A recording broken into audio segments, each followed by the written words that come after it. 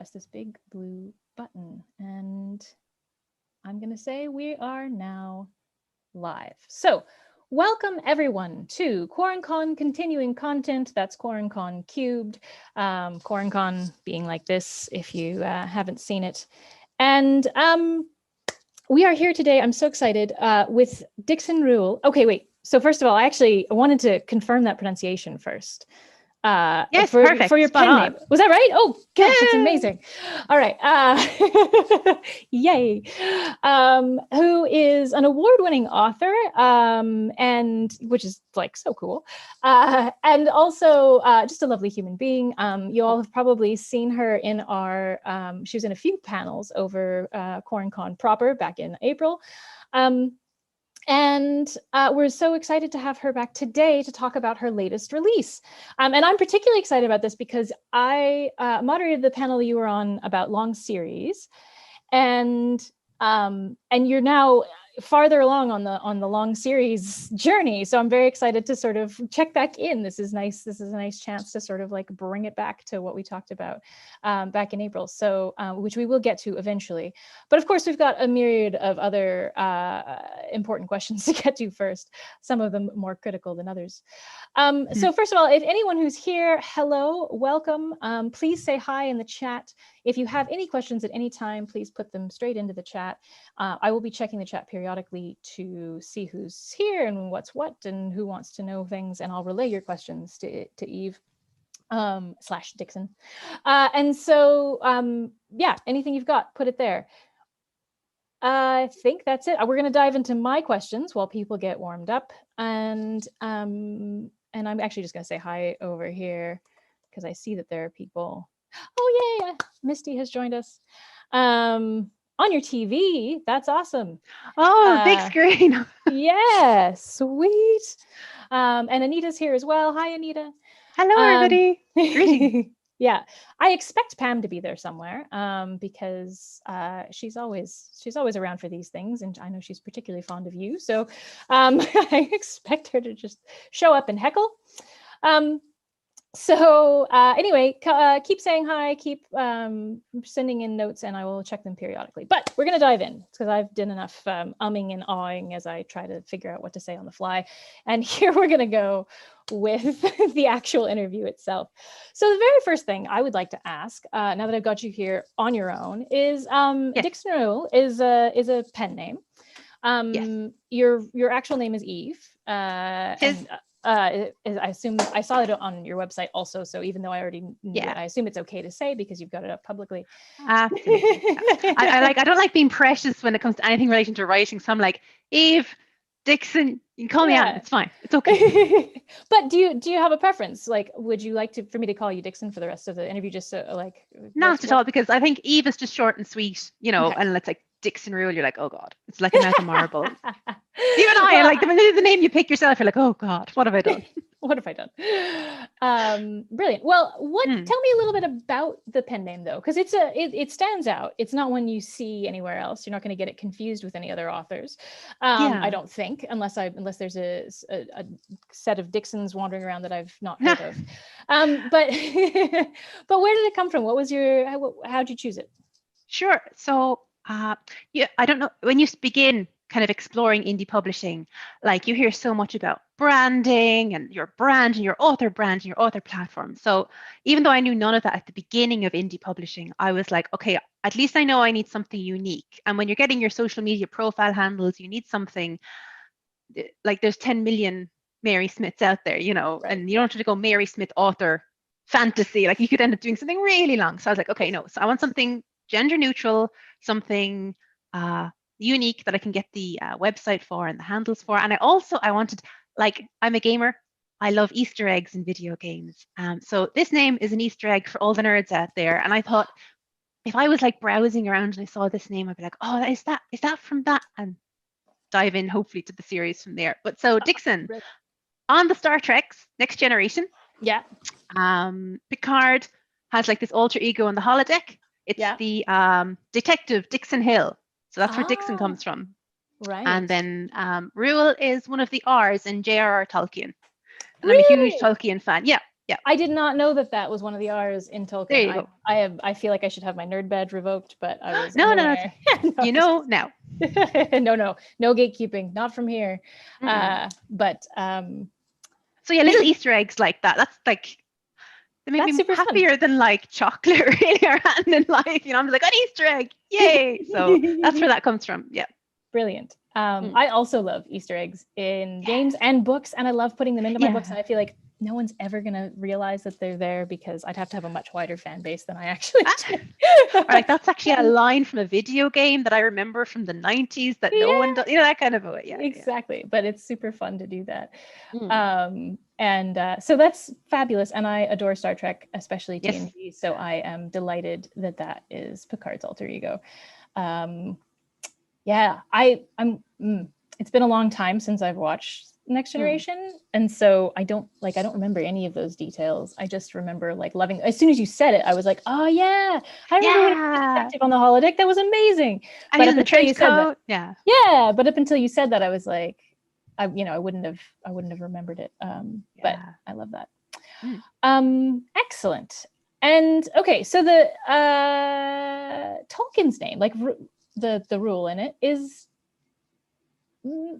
like, what origins does that have? Like it linguistically, do we know if that's? Do not know. It was a really interesting word, and I think like it doesn't look, say, Germanic, and it doesn't look Celtic, and it doesn't like to my amateur eyes. So I was just like, look, for all, I hate saying this, it looks sci-fi in terms of like Dixon Reuel. And I was like, they go together. Okay, it's fine. I was like, but I wish I knew. I mean, I'm sure someone on the internet will someone on the internet could probably tell us.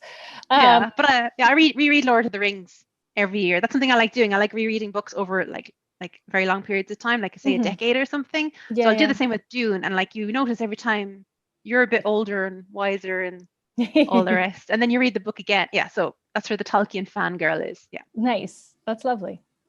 There's the linguist in me was like, where the heck is that from? Like, okay, let's have a whole conversation. Let's stop the interview. Let's go. Pause it. This is where we got into trouble. So I don't know if you saw, but I interviewed Justin Lee Anderson last week, and we wound up talking for 2.5 hours just by accident. Because we kept doing that, and we have a lot of shared interests, and so we just like I love it. The veering off. And to be fair, I think anyone who's watching QuaranCon interviews at this point, if they're repeat viewers, they should know that this is how I roll. Like, I'm like the queen of non sequiturs. So we will just or the queen of trailing stories. Because they're not, always non sequiturs. But anyway, we go off and we come back, and that's fine. So if you want to talk linguistics for a minute, we can do that. I have questions up here later where we can probably link back around. Nerd out there. I'm excited. Yeah. Okay. So my next question, completely unrelated to the first though, is so the one of the awards that you've won is a poetry award. Yes. Is that right? Did I read that right? Runner-up for. Oh, you're runner-up. Okay. Yes. Yes, that's right. And the other one was a writer's residency. Yes, that's right. So the Patrick Kavanagh Poetry Award. Patrick Kavanagh is a huge poet in Ireland. His work would be on like our equivalent of the Leading Cert or like a exam. I'm trying to think of what, like end of school exams kind of a thing. Okay. So that was a very out of the blue, prestigious runner-up-y thing to happen. Nice. That's fabulous. But so poetry, amazing, and horror, which are not things that I always equate. Although to be fair, I mean, if we're looking at Edgar Allan Poe is obviously a prime example of poetry and horror overlapping, and I'm sure there are others. I, in truth, am just like the non-poetry expert. Like I have no idea about anything about poetry, with the exception of the really famous stuff that everybody's heard of, right? So I have two roads diverging in a yellow wood kind of exactly. But I have nothing beyond what my high school poetry class would have done, unless it's Shakespeare, because then I've taken some extra Shakespeare courses for funsies, but nothing outside of that really. So so poetry, horror, what how did you bridge that gap? Was it a Poe thing? What's it up? Consider this, right? Yes. Poetry, and I'll put horror in the basket of like science fiction fantasy. Okay. they're kind of the same thing. They're both trying to describe the kind of veil beyond where we live. They're trying to describe the other. They're trying to obviously tell a story of some kind, but we're trying to tell a story of maybe the unspeakable, maybe the unhappenable. I do think they're quite similar, and the methodology of how you like conjure up stories and how you conjure up a poem, I find are quite similar. You're just trying to describe something that doesn't quite exist, or kind of does exist, has one foot in reality and one foot in the magical, the fantastical. And I think poetry is a wonderful striving to find something in the minutiae of every day. Often they're often the best poems, the magic in the simple things. And then same thing in sci-fi stories. Particularly Arrival just came into my head there for some reason. The magic of like language. There you go. Yeah. See, I think poetry and say SFF, including the bucket of horror, are quite the same. That's my little writer theory I have over here on this corner of the world. I love it. And you won't hear me arguing against it at all. But it is something that I think, it's an association not a lot of people make. Although I mean, this is the funny thing. Like I asked this question, and yet the majority of the poets I know also write genre fiction of some kind. But not all of them. But I also just think personally, I don't delve into poetry much. There are a couple poets that I enjoy reading, but it's one of those things where I've read so many poems that I don't find engaging that I basically just wait until someone shoves a beautiful one to me on a platter, basically. Like someone says, this poem, you must read it. It is fabulous. Or even this verse or this line or this nugget, this kind of cadence, listen to this cadence. Yeah. And then I'm like, oh yeah, you're right. That's beautiful. And so I've found through that, by just like waiting for people to push beautiful poetry at me, that I'm like, yeah, that is absolutely poetry that I can engage with on a serious level. And yet I just haven't flipped over to like pursuing it on my own, like trying to sift through and find good poetry that I might love. It's very hard to find. There's no like, someone please make this Tinder for poetry. It'd be great, actually. You're like, I need like good stanzas today, match, swipe, whatever. That'd be brilliant. I find poetry, particularly like in Ireland as well, we've got such a huge literary history of poetry.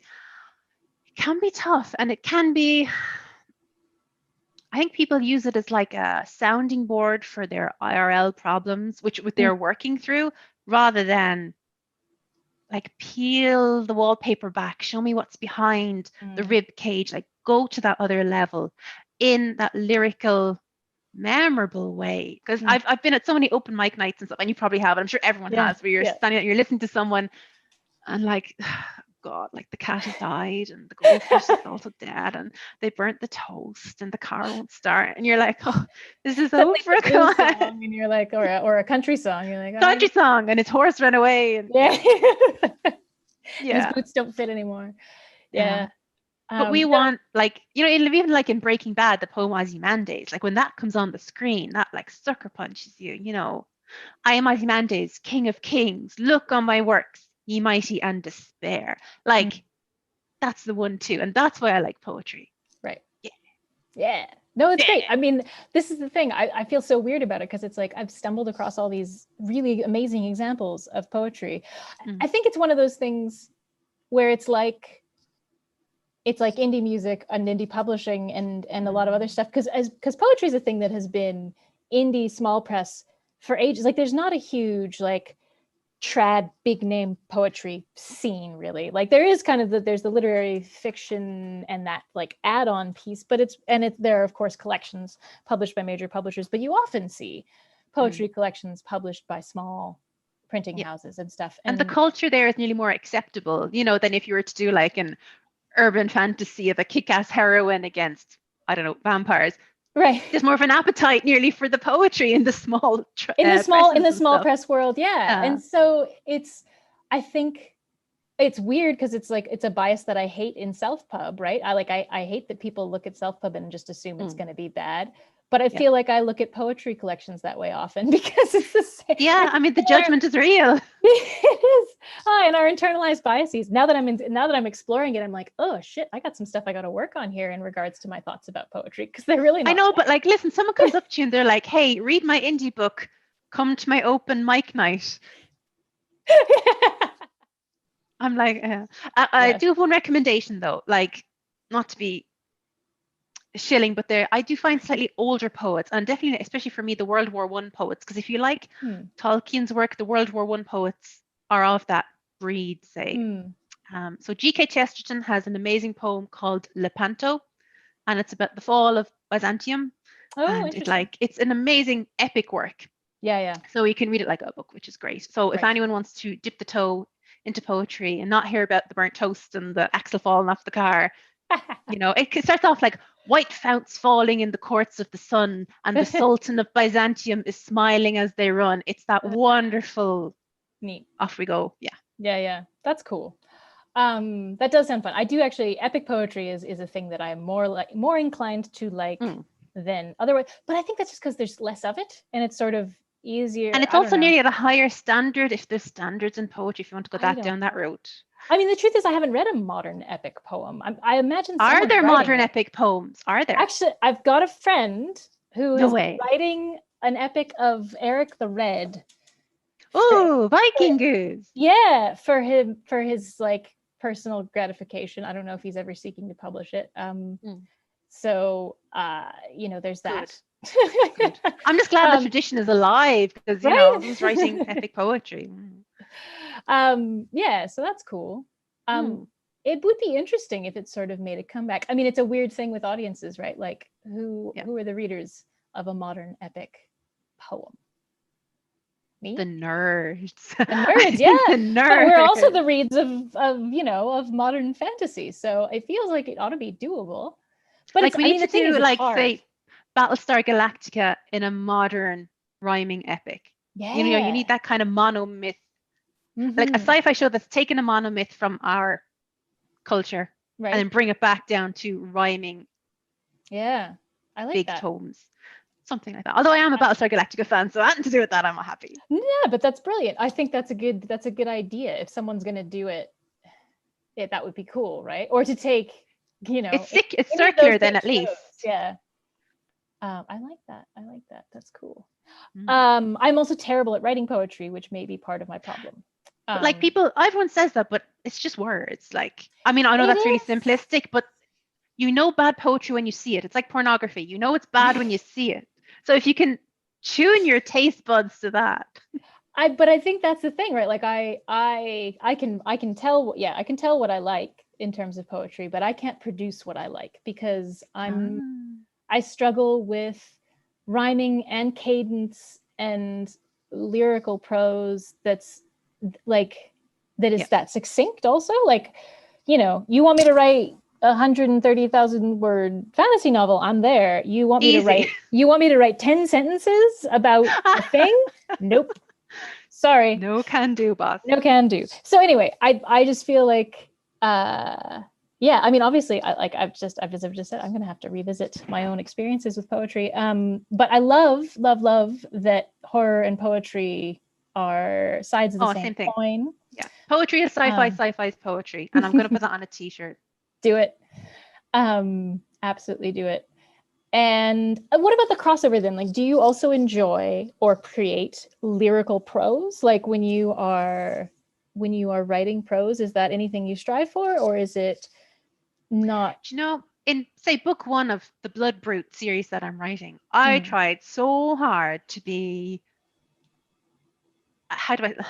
poetic, as in, the moon coming in was like stripes in his hands, across his palms, the moon and the stripes and the pain and the capture and this.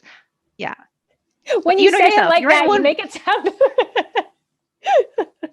But that's how it sounds in my little head. Then like, you grow up and you write your next book, and then like obviously I finished 2 now, I'm on the 3rd, and I'm like, okay, girl, calm down. Just write the story about zombies and vampires. Calm down. Like it. Yeah, you don't have to kill yourself. But I mean, obviously I do try and keep it. That's some element of. I think it's just not even poetry or lyricism, but it's just the element of the fantastic. I think it's very easy to lose that as you draft, outline, edit, blah. Yeah. You do need that little punch of magic sometimes. So that's all I try and keep in mind now. Just a little sprinkling, but calm down otherwise. But that sounds lovely. I mean, like, I enjoy well done poetic prose, absolutely. And I mean, and we could debate all day about what makes it well done or not. And I don't think it's a worthwhile conversation. It's different for everybody. Exactly, because it's going to be so, yeah. But people talk about poetic prose sometimes, or lyrical prose, as if it's, like as if it's a problem. But it's like, it's inaccessible. It's just a question of how much, and then personal taste of the reader, right? So like, there's a degree to, everyone has their own scale of like, within this and this, it falls into something I enjoy, but on this side and this side, it falls out of that. And so I don't think it's a negative until it's a negative. No, it's like different strokes for different folks. Like the world of storytelling is so big. Don't be like, there's something out there for everybody. Absolutely. That's the diplomatic answer to it. But it's also true, it's just, and it's one of the reasons that I think, one of my favorite things about the indie community is that it never ever feels like people are competitive. Because why would you be when we're all just trying to get people to read our books, and people read more than one book. Yeah. And so it's, I think, really way more about finding other authors who write things like you write, and then encouraging your readers to read their stuff, and vice versa. Like, that is how we all win. Yeah. Like, my phrase is just that a rising tide lifts all ships. Someone's success doesn't mean you won't have success. It doesn't take away from your success if someone else succeeds. I don't have time for any of that. I'm just like, no, come on, let's everybody on the ship. Let's go. All of us. Let's go. We're in this crazy boat together. And we also raise up the genre as a whole every time one of us does well, and so it's just like, even the people who don't write similar stuff, it's like, if they're writing fantasy at all or SFF at all, you want them to do well.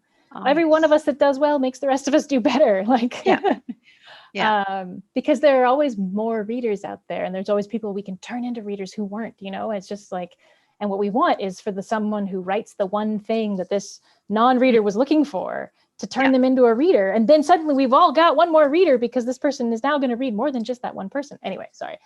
I'd like, literally, the magical words are, I don't usually read this book, but now I want all my friends to know about it. You're like, as an author, there's no bigger gong to me than that. Like, tell your friends. It's beautiful. And it's like, and so I feel like that's where, like, the strength is that everybody wants something different, right? Or even different on a different day. And so anyway, I think lyrical prose is grand. Was the point of that. Okay, so we talked about poetry. We talked about how you had a poem that was a runner-up to this competition, or was it just you? It was a collection of poems. Lovely poetry collection. That's, I think, even more impressive, because to write one like seriously badass poem is one thing, but to write a whole collection of them is extra impressive. Oh no, listen, it was when I was much younger and before I published anything, and yourselves, sometimes you make yourself sick, when you look back on I was writing haiku that were palindromes. I was just fancy. I was that person that needed to calm down.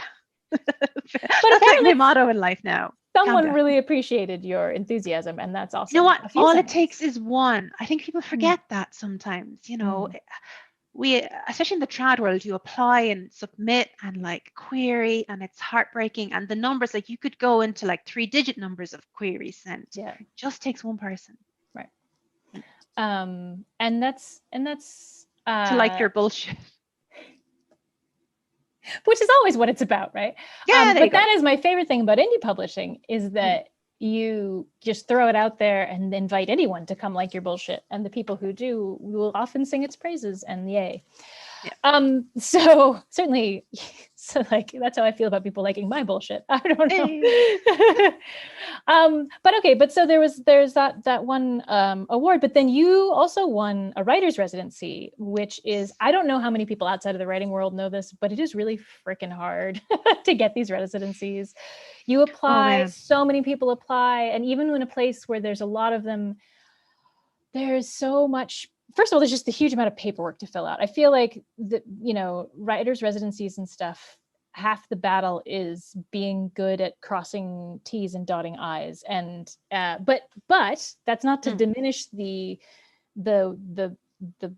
merit of the work that you present that then gets you that actual. Oh no, 90% of it is the kind of paperwork end. It really is the filling in of the form, and you're not like, I'm just gonna big broad brushstroke here. Like, writers aren't good at selling themselves quite often, so you have to sell yourself in those applications, and that's anathema to many, even myself still today.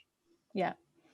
But you succeeded at that, and now I would just dearly love to hear about it, because I love the idea of writers' residencies. I have not yet even succeeded at applying for them. I've started so many applications and just stopped because it's too much trouble. Yeah, and you're like, why am I putting in all this time for something that probably isn't going to pan out when I could be writing? But then you're self-eliminating, and you're like, oh God. Yeah. But no, this was So I'm originally from Waterford. This is coming to you live from Dublin, Ireland, but I'm originally from Waterford, and that's my accent. So I've quite a country Irish accent. And our local council or whatever, through the Arts Council of Ireland, run these bursaries. So it was to the Tyrone Guthrie Centre. Tyrone Guthrie, famous guy, and his family home was turned into a writer's retreat, and it's on a beautiful lake, and it's up in County Monaghan, so it's near the border of Northern Ireland. And it fell on my 30th birthday, and I remember, so Waterford is down right in the very south. It's near Cork, so the pointy bit of Ireland. So the drive in my little Nissan Micra through the whole way up, first time on a motorway, up through the big country, up to the north, and it's one of those things that really felt like Frodo heading off to Mount Doom in some ways, because there was me who had, I wasn't writing very long, and it was like poetry, and I won this runner-up, for this big award, and then suddenly you win this bursary, and suddenly you have to stand on your own 2 feet as you go, I'm a creative person, when really you're just yourself, you know what I mean? Right. Put your pants on one leg at a time. Yeah. So it really was that baptism of fire of, no, you are now a creative person, and the words that come out of your silly self, people find it meritful or whatever. Anyway, so the Tyrone Guthrie Centre in Annaghmakerrig, anyone, your good self, can just write to them and apply for 2 weeks there, a week there. Some people stay for up to 6 months. And what's wonderful is it's multidisciplinary. So I was there with not just writers, but also painters, sculptors, mixed media, dancers, and celebrating my 30th birthday there, and it was life-changing because I hadn't been around, no one in my family is artistic, no one made their money through the arts, say, and no one ran in those circles. So suddenly it was 2 weeks in this idyllic old mansion of a house with a gong in the hall that calls you for dinner, and fully catered. There's a chef there who makes whatever you amazing, and and you meet people who are so far ahead of you in their careers, and names you recognize. And then you also meet people doing things in other disciplines you didn't even know was possible. It's just one of those things where it's you hear residencies and it's such effort and work to get them, but at the same time I'm that's going to change your life. And you as a creative person and how you approach your practice, and you see, these people, these aren't the nicest people in the world, or they may not be the most, say, talented people in the world, or their art is not to my taste, or they're kind of messy in their personal life, but they are still serious creatives, and they earn their money through creating their art. And you're oh, you've got some weird ideas when you don't grow up in that kind of artistic environment. You think artists must, I thought artists must be these perfect people. How else could they create art? And it's no, Beach. It's often the opposite. What are you talking about? So it was amazing to go through that. And then when I left after the 2 weeks, it was instrumental in me, I'm the first in my family to go to college. So that's what I did after I left there. I was okay, I need an education. I need a 3rd level education. So then I went to university, left my job, and set on the road to where I am now. Amazing. That's so cool. What were you doing before that? What was your day job leading up to that? Insurance loss adjusting. So poet by night, insurance loss adjuster by day. Amazing. And then I threw it all in and I was like, I'm going to study Irish history and early Irish languages and see where that takes me. That is so cool.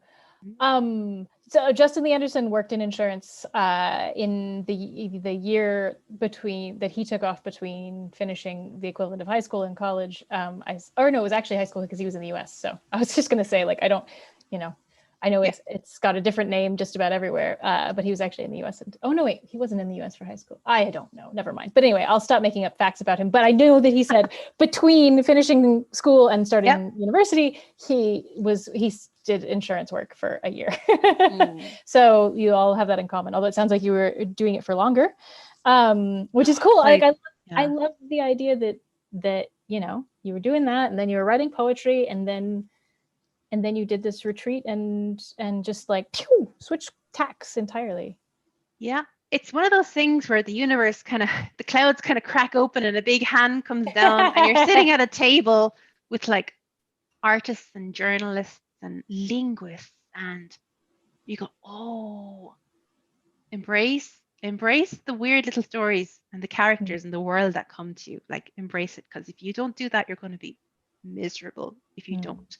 It's going to be painful to embrace it. It's going to be different from all the life you've known, and you don't know where it's going often, and you don't know kind of what you're doing often, but you learn and you try, and the big hand just kind of points you and goes, go in the direction. Amazing. That's so cool. I love it. Yeah.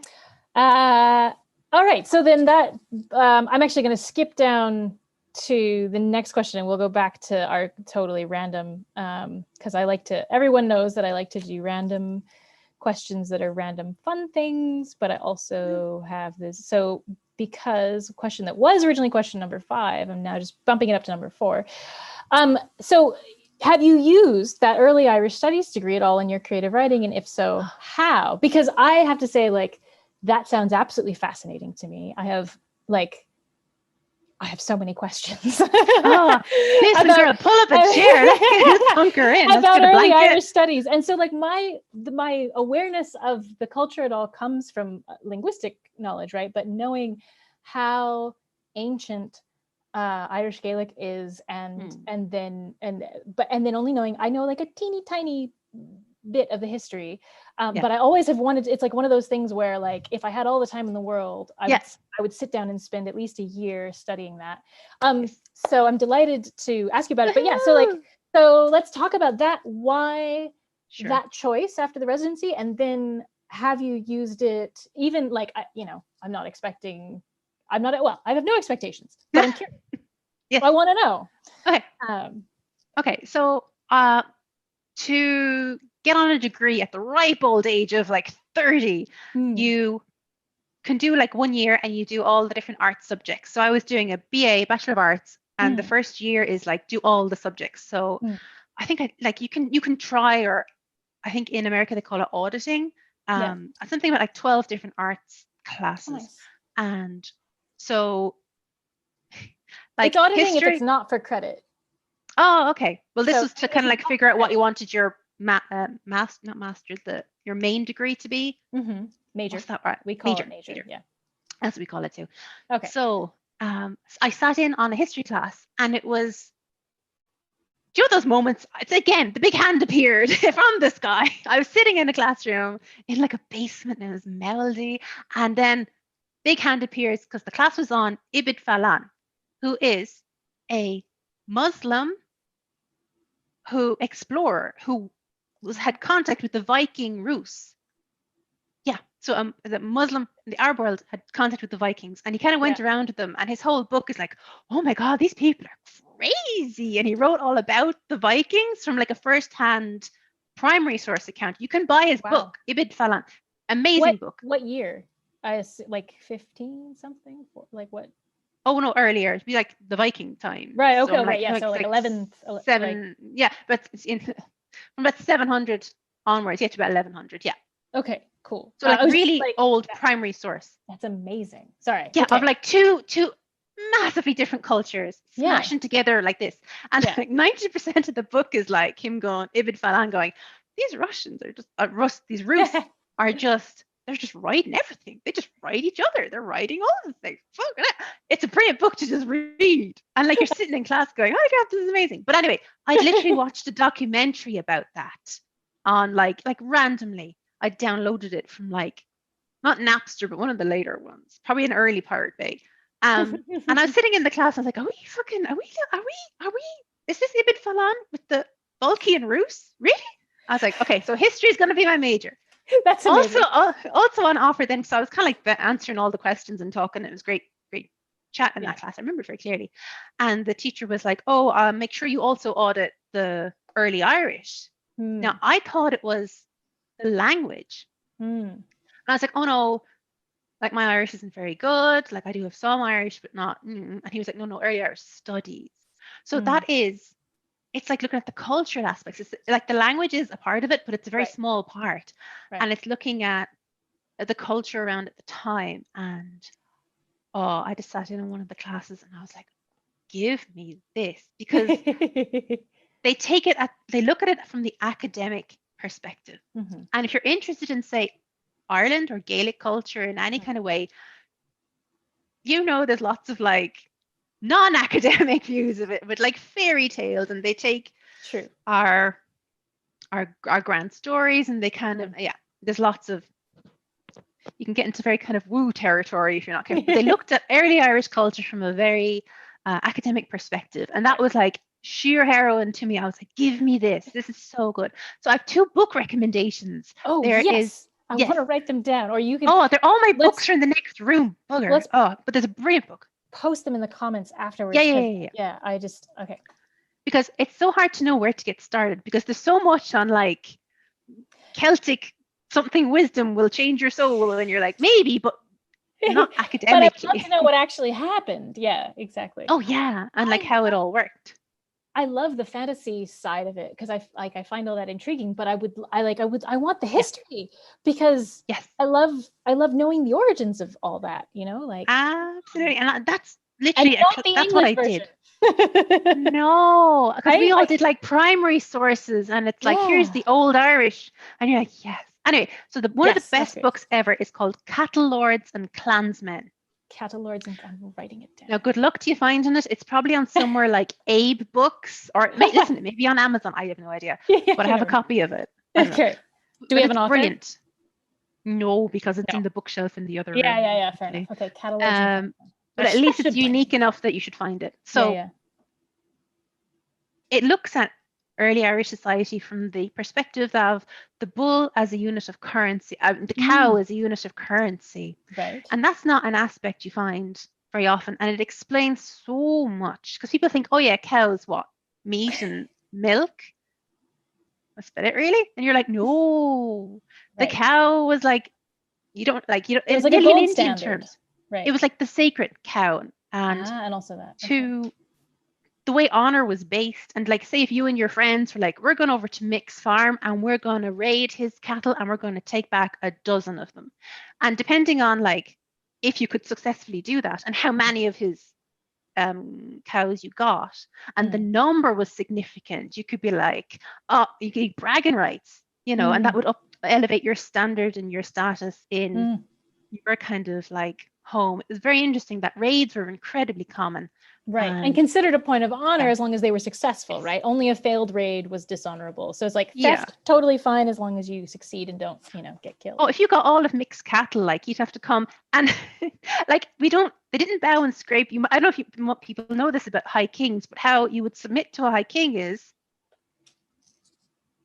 you have to kneel and he has to be shirtless.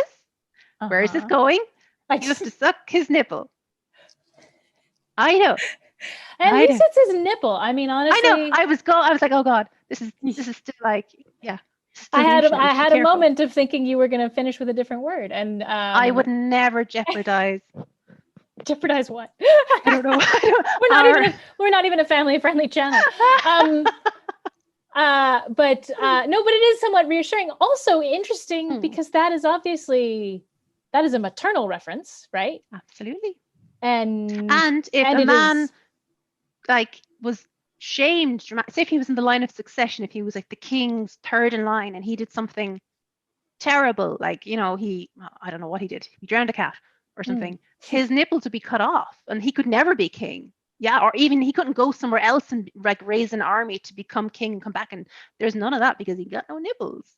Like, you're learning all this in an academic way. I know, and it's like the real kind of maternal thing, and you're right. You're also infantilizing the person. You're infantilizing the person who's submitting, right? Because they're essentially pretending to be a baby instead of a man. I guess that's the whole part of the point. But it was.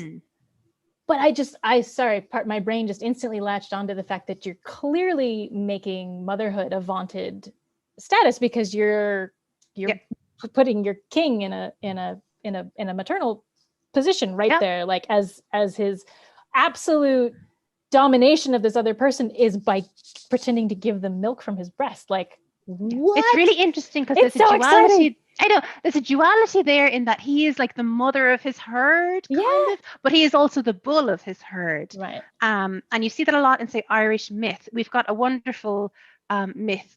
It's like the brown bull of Cooley. And there's a great passage from the beginning. It's called Pillow Talk. And it's of a queen and a king in bed together. And she's like, my cattle are better than your cattle. And he's like, bitch, my cattle, what the fuck? I've got like the white bull. And she's like, well, I have a brown bull. And he's like, my white bull is better. And there's loads going on there that you can really unpack. And it's kind of scandalous because it's like a couple in bed and it's their private conversation. And it's said to represent the kind of duality again of the male and female of the ruler. Oh, there's so much to unpack in that. Cat Lords and Clansmen is a great book. Love it. I'm for fantasy writers as well. Yeah, it's just like an interesting way to look at how a society is organized around, say, an animal motif. Because you know yourself, like Dune is coming out, and they're like, oh, the Atreides are like hawk people, and the Harkonnens are this, and you're like, yeah, but early Irish was like their society based around the book. Yeah, they were doing it long before. Yeah, this is old hat, my friends. Yeah, but that's what I love. And what I find so interesting too is that even when an author sets out to try to do something original and thinks they've done it, right? Like, it's like, oh, I came up with this really cool system. I was trying to go for something really egalitarian or something really matriarchal or whatever. Well, no, but it's interesting. And like, they come up with something in their head. And then you're like, yes, but here's this example of this actual society on Earth that did this. Nothing is original. No, calm down. But what's cool about that is the idea that somebody somewhere had that same idea 3,000 years ago, right? Or whatever, just like the idea that you were like, I'm going to, because I did this myself recently. I sat down to try to come up with this really egalitarian, like very tightly tied to nature society. And I was explaining it to a Métis friend of mine, and she was like, that sounds very much like First Nations culture, and in this and this and this and this and this way from like this particular area. And I was like, that's amazing. And I wasn't even sad. I was like, that is so cool that in my attempt to try to come up with this really progressive egalitarian society, she was like, yeah, but we already did that. And here it is. And I was like, that is amazing. And actually, to me, not surprising, from the very little I've studied about First Nations people, you're like, that makes sense. And this, but I love that. And it's great that you love it and embrace it, because some people could feel like a sucker punch, like, no, I'm not as original as I thought I was. But I always know that nothing, like, I always expect that I'm not going to be original, right? But it's just so cool to me to see the ways that actual human society has already done these things. Yeah. And then I get really sad about the ways in which the rest of human society has ruined those things. And all that's lost. Yeah, exactly. Like think about where we would be if colonization hadn't absolutely ruined you're talking both about of the cultures we were just talking about. I know, that's what I mean. Exactly. Yeah. Like it changed me, like, where I'm like, trampled. I don't know, the native language, like I know some of it, I could get kind of by, but it's not fluent. And you're like, you just wish, like, that's something I would love for my book series. And it's something I'm thinking of doing when I have time is, translate it into Irish. Get your Irish up to scratch, and translate it. Oh, that'd be so cool. It'd be cool. Yeah, but there's also one other thing I just want to mention on this topic. It's so fascinating. Yes, so in the Latin manuscripts that all the Irish monks are penning, in the margins, they made notes in Irish, and it's brilliant. They're complaining about their cats spilling their ink, and this is from like the 700s, like, Yeah. and nothing has changed. Nothing has changed in life, really. And then they're like, I'm hungover, the beer wasn't good, and there are notes in the margins in Irish of all those medieval manuscripts, and there's books out there on that, and they're just, it's fascinating. I didn't know they did that, but they did. That is so brilliant.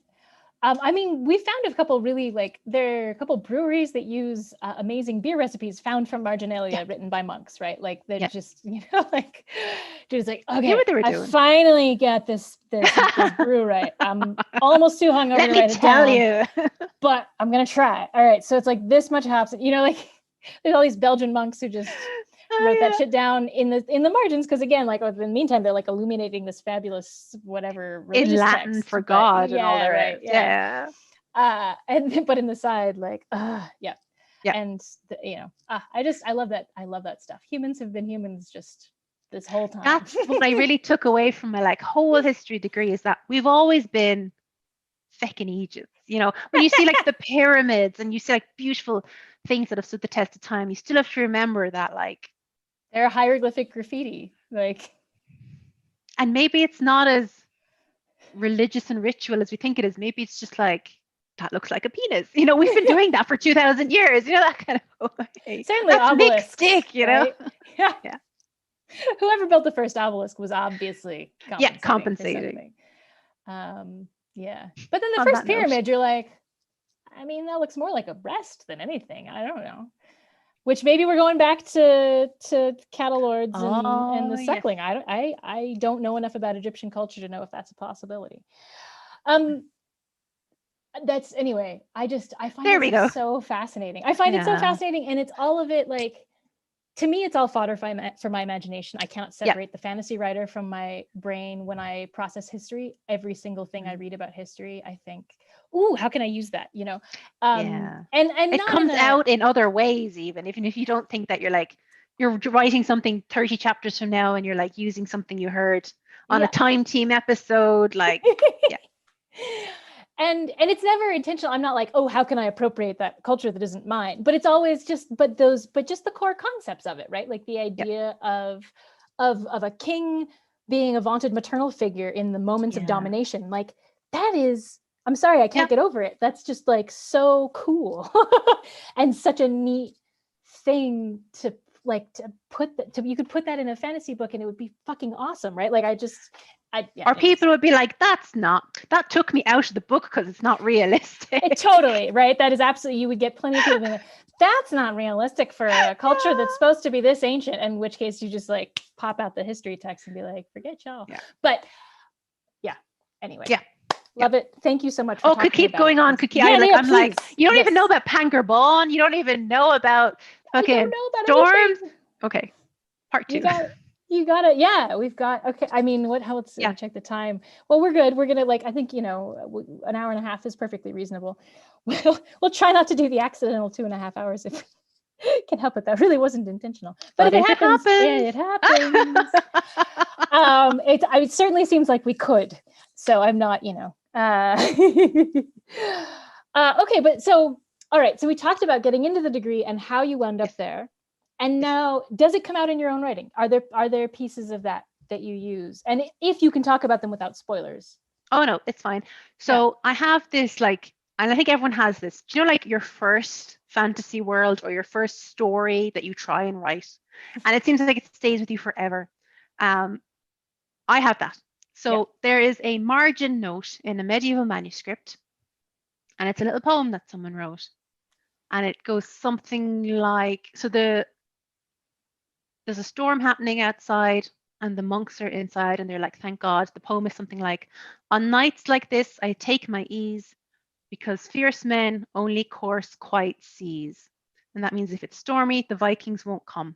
But that line, fierce men only course quiet seas. I know it's been translated into English. I know they've added like alliteration, but the concept is still there. Yeah. And to me, it's like the fiercest, the bombastic people I know in life tend to take the easiest course through life. They are not sailing on those choppy seas They're bombastic because they're on the easier seas. So that really struck me. And like your first fantasy world, it's your utter baby. So I have a young adult fantasy trilogy of a girl who, like the monkey's paw, she's got like a monkey paw dealio with the sea, in that she can like ask the sea things, but the sea will also take away. And so there's always a price. There's always a price, like on a sick and twisted price. So it begins where she's on like a commune, like on the edge of the known world, and she's sheltered. She knows literally nothing of the world, and she's been deliberately kept that way. And then she just wishes one day for the sea. She's like, oh, just show me the world, And she brings all these raging Vikings to her commune who enslave everybody and take them all away. And you're like, ah. So it's a trilogy of books I'm working on. But it's one of those things where, yourself, you have that first baby of your fantasy baby. I think there's a time to put it aside. I think there's a time, the idea is precious, the idea is good, it has meat and merit, but you're not there to write it yet. You can't, you don't have the skills. So that's why I put it aside and ran off and wrote my kind of vampires in a zombie apocalypse. I was like, okay, let's go write this first. Level up there. One day we'll go back to Kitty and her commune, but not yet. Like, do her justice when you're doing it. Yeah. I have to say, I appreciate that in other authors. I feel it myself about certain projects. There's just, there's just projects that they're dear enough to your heart. You want to really make sure you have the chops for them. And I'm sure that sounds weird to readers because they're like, wait, so you're just writing books that are okay to write with less skill? And you're like, yeah, kind of, not really. But I mean, you're like, you're writing the best book that you can write at your current level, right? Like, I feel like I am anyway. Like I'm always just working on the story that I love the most, that I feel like I can currently handle with my skill level. That you can currently handle. That's the important part, because you can tear yourself apart working on your baby if you're not skilled enough yet. It's like, I think of like a cyclist. You're going to fucking fall off the mountain if you try the Tour de France, if you still have your training wheels on. Like, give yourself the breathing room, give yourself the roadage, as I call it, or the runway. Yeah. Give yourself, And that's the other thing too, is that like books are such a serious time commitment. They take so much of your life and your focus and your joy and your energy, as they should, right? But like, if you're doing that for something that you feel like you're not up to the task, or if you feel like you're just not in the right place for it, because honestly, sometimes it's the lack of skill and sometimes it's just not being in the right headspace, and it just depends on the project and you as a person. But like, if you're not tailoring your own work to what you can most effectively do at that time, then like, think of all that time wasted. And all the beating up of yourself you've done. Just like, it's basically you protect yourself by focusing on the projects that you are more ready for. And there are sometimes, I think, in people's author journeys where they get to a place where they're like, do I feel like I'm ready for this project yet? No, but it's been eating at me for so long and now it refuses to be put down, and now I must focus on it, and then find themselves surprisingly ready for it even though they didn't think they were, right? Like, there's always there's that aspect as well. But I do think it's perfectly sensible to want to wait on a project that you really love.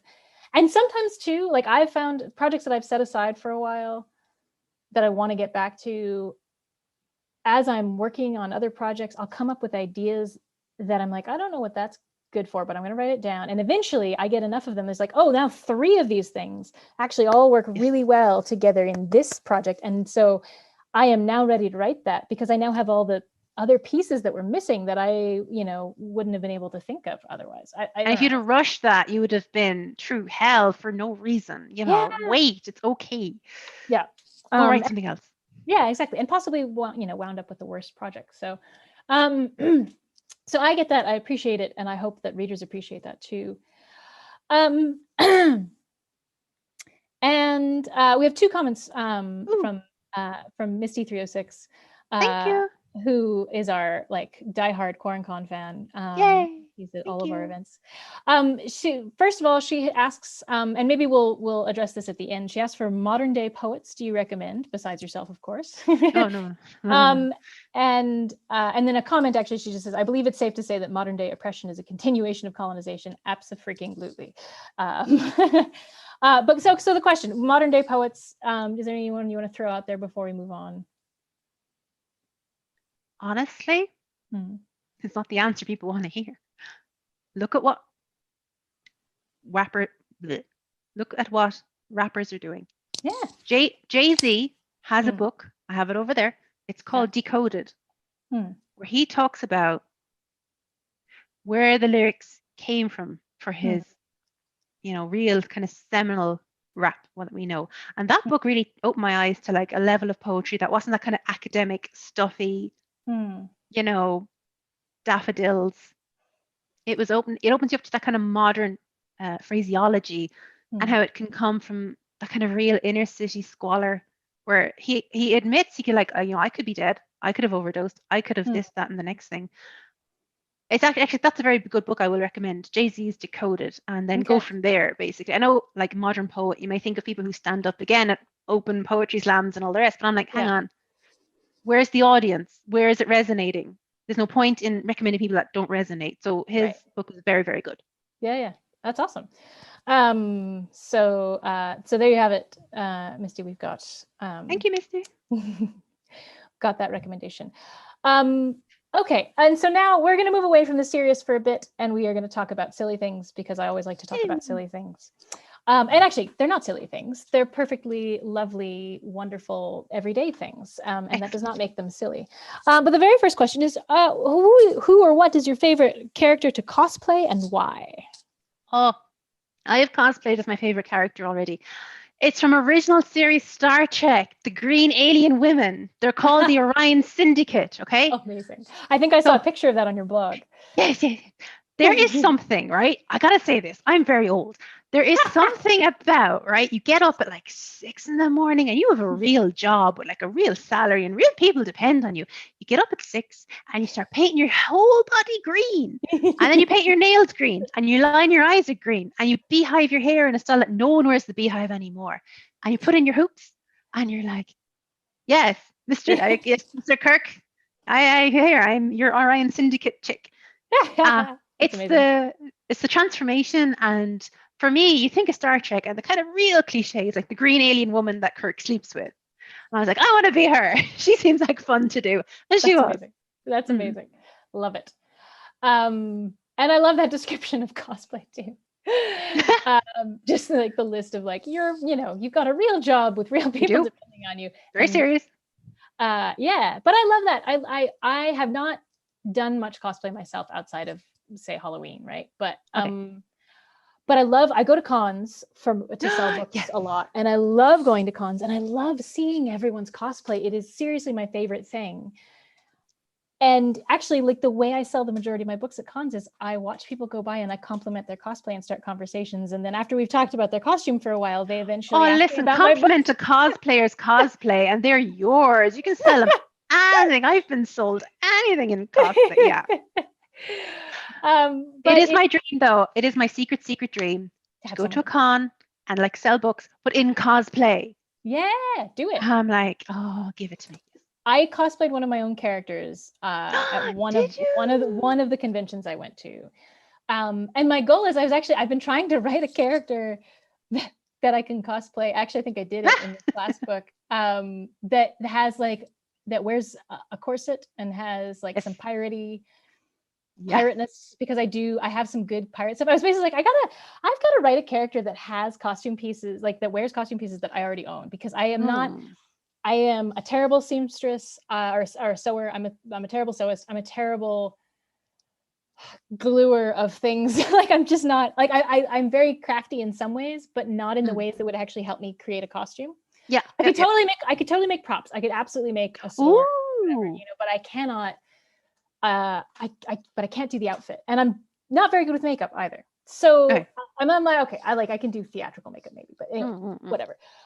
But I'm just like, I need to work with something I've already got. Like, I'm not going to make this costume, and I don't want to invest thousands of dollars just because I'm going to spend all my money on books instead. We all have our priorities. And I think it's absolutely awesome that people invest in cosplay, and I love seeing the results of it. But I just like, I'm just going to buy books instead. But I love seeing it, and I want to do more of it. But I I feel like it's kind of fun to dress up as your own character for a show. But my author goal is to see someone else dressed as one of my characters. Yeah. We all hold that secret desire. And I think another desire, it's up there with someone wanting to do fan art, Yes, of your characters. absolutely. Yeah. Both those two things are still so high up my author goals list, and they haven't happened, but I am like, I would die of happiness to see that. Yeah. So to anyone listening, if you ever do that for Dixon's books or mine, Eve's books or mine, please let us know. God love you. We want pictures. Knowing what happens to the physical transformation of my character, I'm like, do Virginia's, don't do mine. Fair enough. Missy says, thank you for answering my question. Absolutely. Thank you, Missy. Thank you for being here and asking questions. Yeah. Okay, so that was the first slightly less serious topic. The next one is about video games. So we're just like, I like to talk about people's hobbies. What are 3 of your favorite games that you're playing these days? Not like, I hate to try to make an all-time list because I don't know about you, but I can't. I don't have an all-time favorite. It's so hard for me to pick things like that. So I try not to ask other people to do that. But like top 3 games that you're currently playing. Well, or recently played. Yeah, no, I'm a big fan of 7 Days to Die is my video game of choice. That is my crack cocaine. Give it to me. So from its real early days as a Kickstarter, I've been on board with that game, and I've gone through all the alpha releases. We're coming up on alpha 20 now. And it's that wonderful open world generation, and there's a lot of crafting and digging, very Minecrafty, but then the whole kind of looting system, the armor system, the weapon system, very nice. And how they do zombies and stuff. I quite enjoy how they do it in that particular game. So to this day, years later, we'll still spend our Saturdays 6-8 hours just going at it. Nice. That's fun. I love it. It's so much fun. So great. Are there any other games that you enjoy, or just is that sounds like you spend a lot of time? I do. But what's interesting is with the new kind of Minecraft updates so Microsoft bought Minecraft a couple of years ago from the original creators Mojang. Yeah. And what they're doing with the game now is they are pumping all the money into it in a good way. So they're kind of giving people what they want now. So imagine massive underground caverns, and you're thinking, okay, big empty spaces, what? You're no, this is Microsoft money we're talking about. They're putting in all the things, all the bits and bobs, and things that have felt missing from the game from a very long time. So even if you haven't played Minecraft in donkey's years, I do recommend just giving it a look again. It's not, I know people think it's a kid's game, but I mean, lots of people think all video games are kids games, but they're just not really paying attention. They don't know what they're doing. They are missing out. I've never met a video game that didn't have layers of enjoyment. Even the ones that are designed for kids seem like they're also designed for parents who might be playing with those kids to enjoy deeper themes and other interesting adventures and Easter eggs and whatever else. So and is there a third? We got 2. Oh, listen, I'm a girl video gamer, whatever you want to call me. I'm The Sims. The Sims 2 is still my jam. I will still start up new houses and be like, okay, this family, this time. And you're still to this day. Amazing. I used to play Sim City, but I never got into the Sims itself. I know, I played Civilization and stuff. I was like, I'm happy to Civ. Yes. But I never got into The Sims because I think because I just don't actually like people that much. You know what was great about The Sims though? It taught me so your sim obviously has all these need bars and stuff. And if you sit playing video games as a sim, it gets unhappy. And I was like, IRL me gets unhappy if I spend 15 hours video gaming. Oh, it kind of teaches you how to be a human in some weird kind of way. You're like, oh, I haven't spoken to anyone in 4 days. My social bar must be red by now. Especially in a pandemic. Yeah, there you go. Yeah. No, and that's a fair point. I don't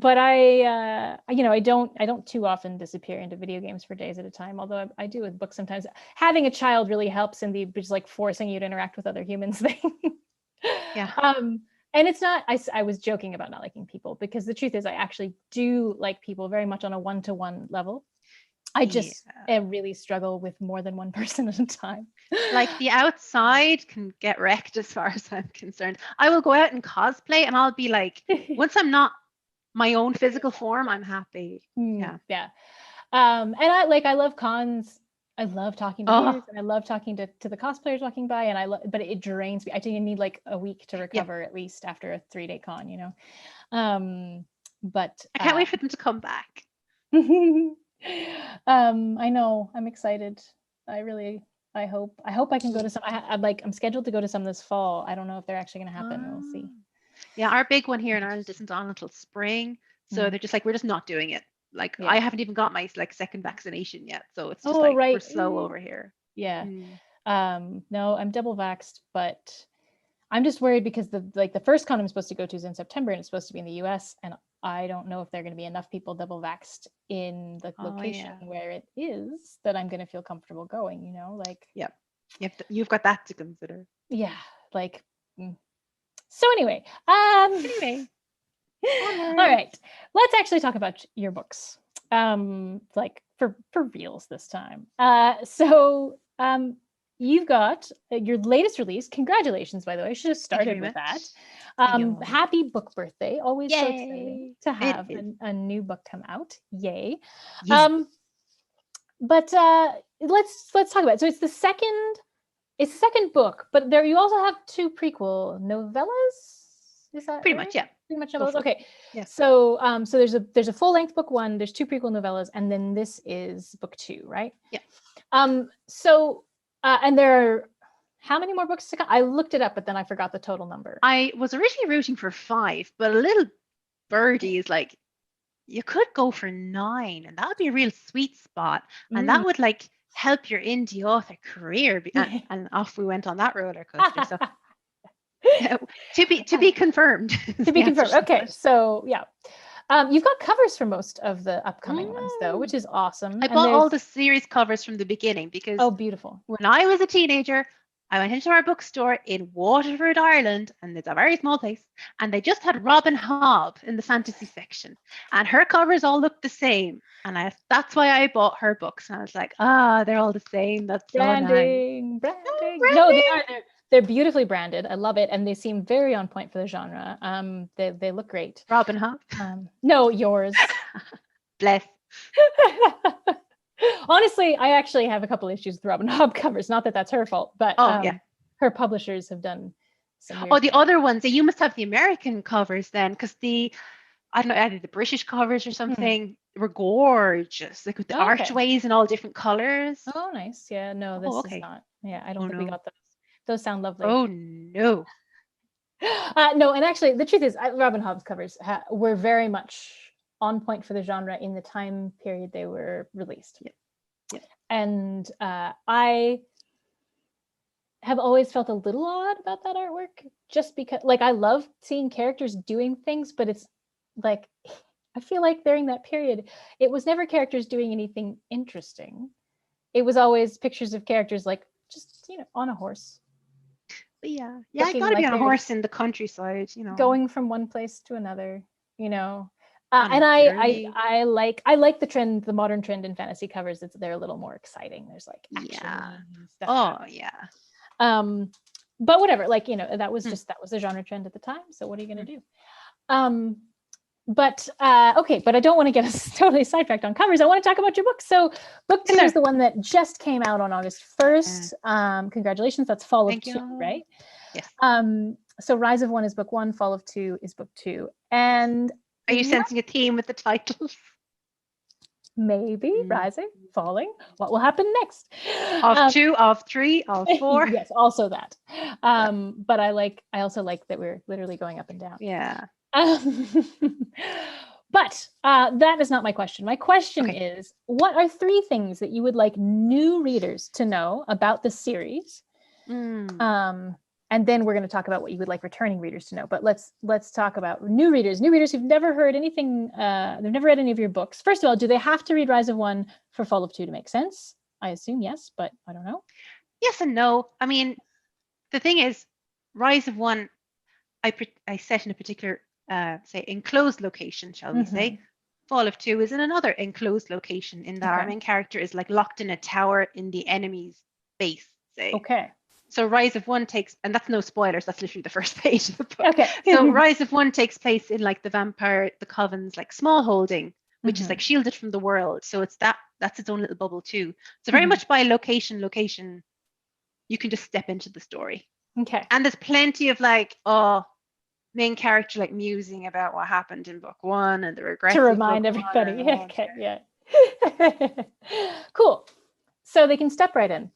So in that case, just 3 things about that new readers should know about the series. What you could talk to any new reader who's like, I'm curious, I'm about to go look at your sales page. What do you want them to know? Okay. Vampires in a zombie apocalypse. And the exploration of that, well, I don't know about that, but the exploration of that is so much fun. You know, and right? The permutations of that. What happens to it? Like number 2, I'll put this in as number 2. What happens to a vampire if he's bitten by a zombie? I don't know, but I want to. There you go.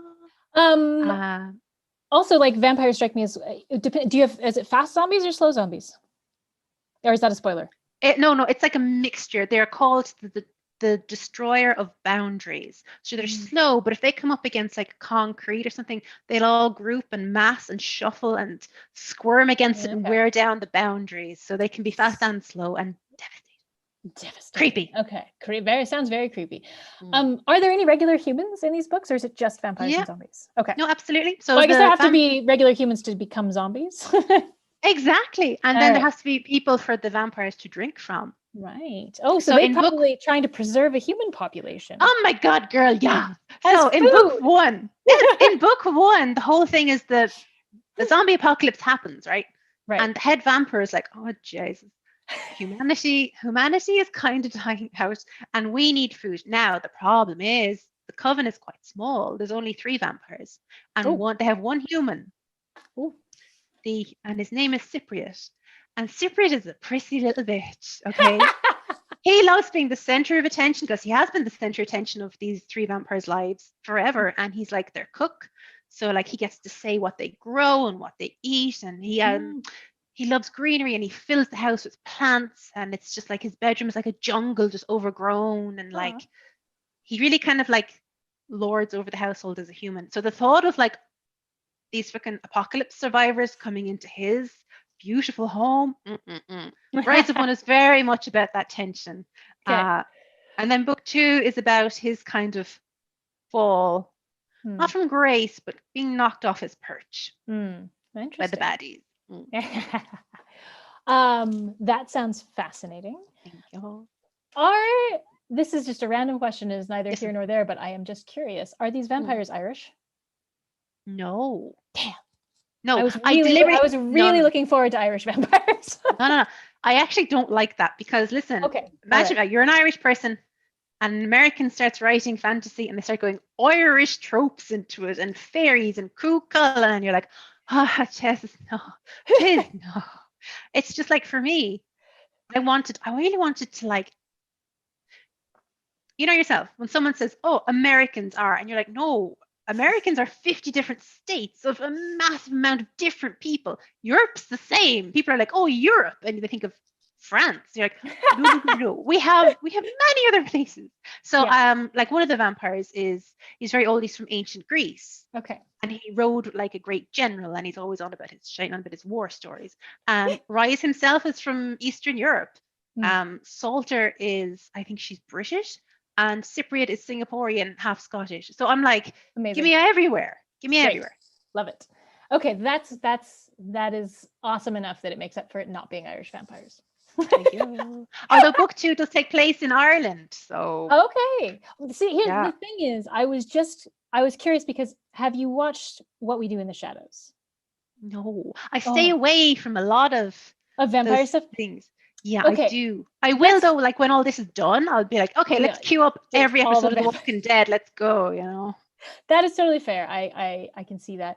The reason I bring it up is because What We Do in the Shadows is Kiwi vampires. Like, so I've seen clips. So very New Zealander. Like, and so that just tickles me, the idea of, because the stereotypical vampire, if you can call it that, since it's a non-real thing, but like, we've got the counts, we've got people who are these, like European, very serious, very, and then we've got just like these just, it's a great juxtaposition. It's going against type. It's brilliant. It is so lovely. It's just like these jackasses who became vampires and then continued. Yeah, I don't know. There's something about that tickles me. Not to say that that's what Irish vampires would be like, but I love just like the little localized, just very, like because I have a bunch of Kiwi friends, there were a bunch of jokes I got that were very, local to New Zealand.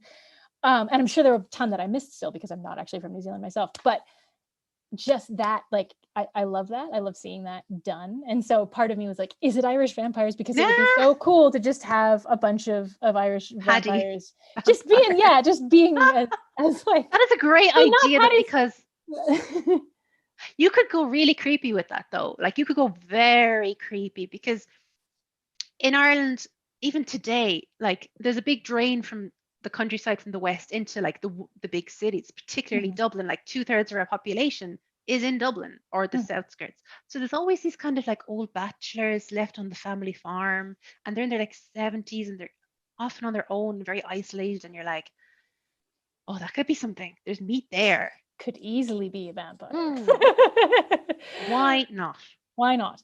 That was, it's those ideas, right? And then and then just, I love the idea of putting like, modern colloquialisms. Like I also have a bunch of Irish friends, and just the idea of having a bunch of vampires that talk like my good buddy Johnny or my friend Rob, or like just like I've got all these Irish friends who I delight in the way they speak, and just the idea of a bunch of vampires talking like them. I'm like, or at least, or just one, like it's so delightful. No, because there's literally 32 different accents in this stupid little country. Like, right. If you had a vampire that was from Cork, he would talk like this because he's from Cork. By Cork is great. Cork vampire. Oh God, they would say it that way. Cork, K-A-R-K. Cork vampire. But then, if like you had a Northern Ireland or a Belfast, Northern Ireland, no vampire, it would be different again. These vampires are doing a lot of talking. Like, I don't know what they're saying, but they're doing great. And then like a Dublin accent and whatever my accent. I just, that would tickle me. That was why I asked. They would sound like they're from completely different places, but they're from just down the road. Like, they all hate each other. Yeah. God, right? Like there's fodder there. Anyway, if you like, if you ever hour with Eva Virginia. It's just, these are the things, and again, linguistics nerd, I just love those little pieces, those little nuances. And so seeing them done in a fantasy setting cracks me up, but also just gives me life. Like I'm just like the words, and then, but also, and the way people talk, and the sense of humor, right? The very regional senses of humor, right? Like the idea. I love all that. So the darkness upon their souls, but they're just Irish. Yeah. Yeah. Anyway, because if you have more recent vampires, and I don't know if you do, I don't know the way vampirism is contracted in your world, but if you've got vampires that are 100 years older or younger, you can really do a lot with sort of taking the local and colloquial and working with that. Anyway. Okay, sorry. That's enough of that. Oh, I have a whole thing on like there's some vampires that have like are so young that they have video of them before when they turned. And then there's some who like have obviously don't, because they're like thousands of years old. Right. In book 2, they meet the oldest vampire, and his name is Ab. He's just AB. Is his name Ab, and he's like 40,000 years old. Oh wow. And yeah. So anyway, older. But the people who do have like he's like really. Yeah. And like he remembers the Neanderthals and how they were kind of like. Anyway, read book 2. Buy book 2. Yay! Oh, that's exciting. Okay. But so people who have the vampires who have like video of themselves are kind of like, and then other people who don't are like, oh. Anyway. Right, because some people maybe have portraits if they were wealthy enough to have portraits done, but lots of people wouldn't, right? Yeah. Yeah, exactly. Interesting. And I know from my history degree that so much of wealthy items, material history is gone. Like it's gone. Like we only barely have less than 10% of anything like that that's ever been made. So interesting. I have so many questions about the details of your world, but I feel like that's but that's just like I should just read the freaking books and not grill you about it. Because I would love to. They're do not that too anyway, long. I deliberately made them not too long, not for any laziness on my part. We know I can shite on, but I'm just mean it's like you're gonna make freaking 9 of them, so I think you can scratch laziness off of anyone's concerns. That's the nicest thing anyone has ever said to me. Can someone please clip that, please? Not lazy. Definitely not lazy. But I mean, honestly, I'm sorry. I don't think I would not call a single indie publisher lazy. Like, I just don't see how it's possible. I wouldn't call any writer lazy. That's very true. But but like, of course, we'll call ourselves lazy because we're the ones living in this little cage. Yeah, and we're always jerks to ourselves, right? But but I wouldn't let anyone else call any of us lazy. Oh no. I'd punch you. I'm nearly 6 foot tall, and I get that into every single interview. I'm like, yes, it weighs on my soul. I'm a tall girl. I'll sit on you. I am not. I'm only 5'8", but I will still be. Only. Do you know in some cultures that's really tall? Oh, I know. I lived in Japan for 2 years. Yes. 日本語を少しわかりますね。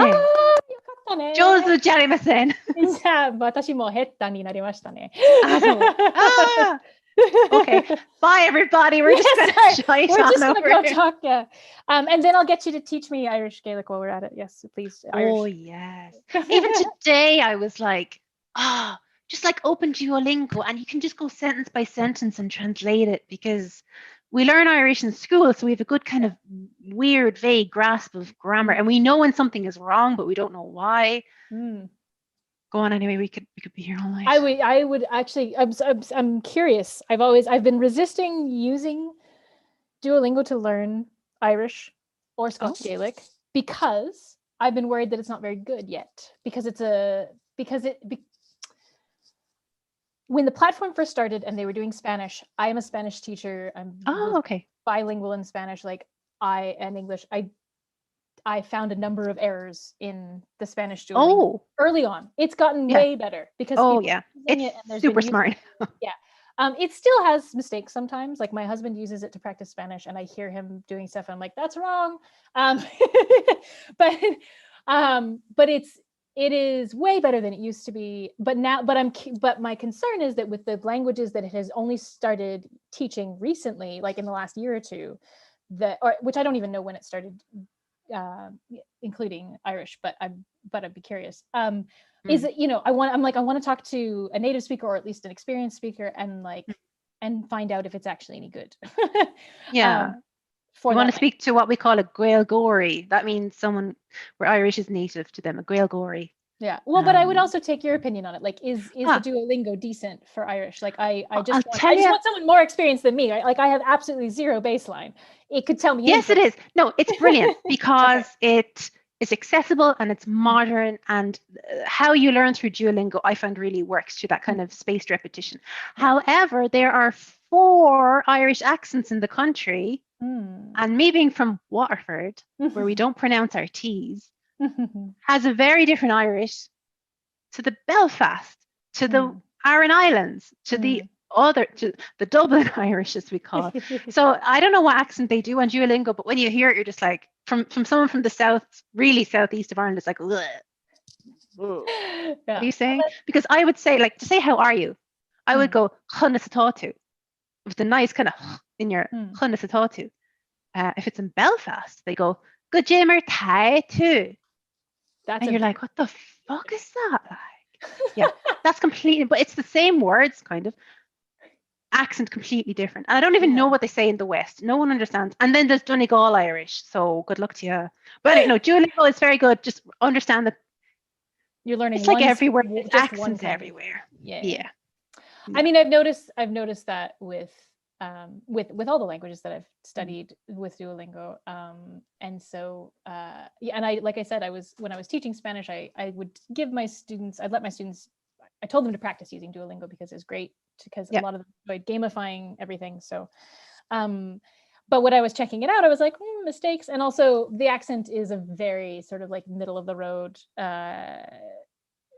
but it's also the accent that's most often taught in American schools as well. So it's Same on Duolingo for Irish, because our national broadcaster has a TV station entirely in Irish. It's a brilliant TV station. They've got like documentaries and they've like SpongeBob in Irish, like really good stuff. But it's that Aran Island West Coast accent, and I can't understand them sometimes. It's accents. Their whole their whole kettle thing. of fish. Yeah. Okay, but it's funny. We were actually trying to talk about your books. I know, but I'm like, no, languages and things. Which I'm always happy to talk about, as is obvious, I think. But going back to talking about your series. Okay, 3 things you want new readers to know about. Okay, we've got that it's vampires and zombies. Check. 2 more things. So that there's humans in it, in terms of like, there's the survivors of a zombie apocalypse, and then like the vampires need to get these people on their side so they can like feed from them one day if something happens to Cypriot. Not that that's going to happen to him, but and then there's the baddies who like get all the humans and are like, okay, what if we turn these and fed a big brute herd? What if that was our weapon? So yeah, weaponizing the zombie brutes. Interesting. Yeah. So humans become a resource in a way that a limited never. one.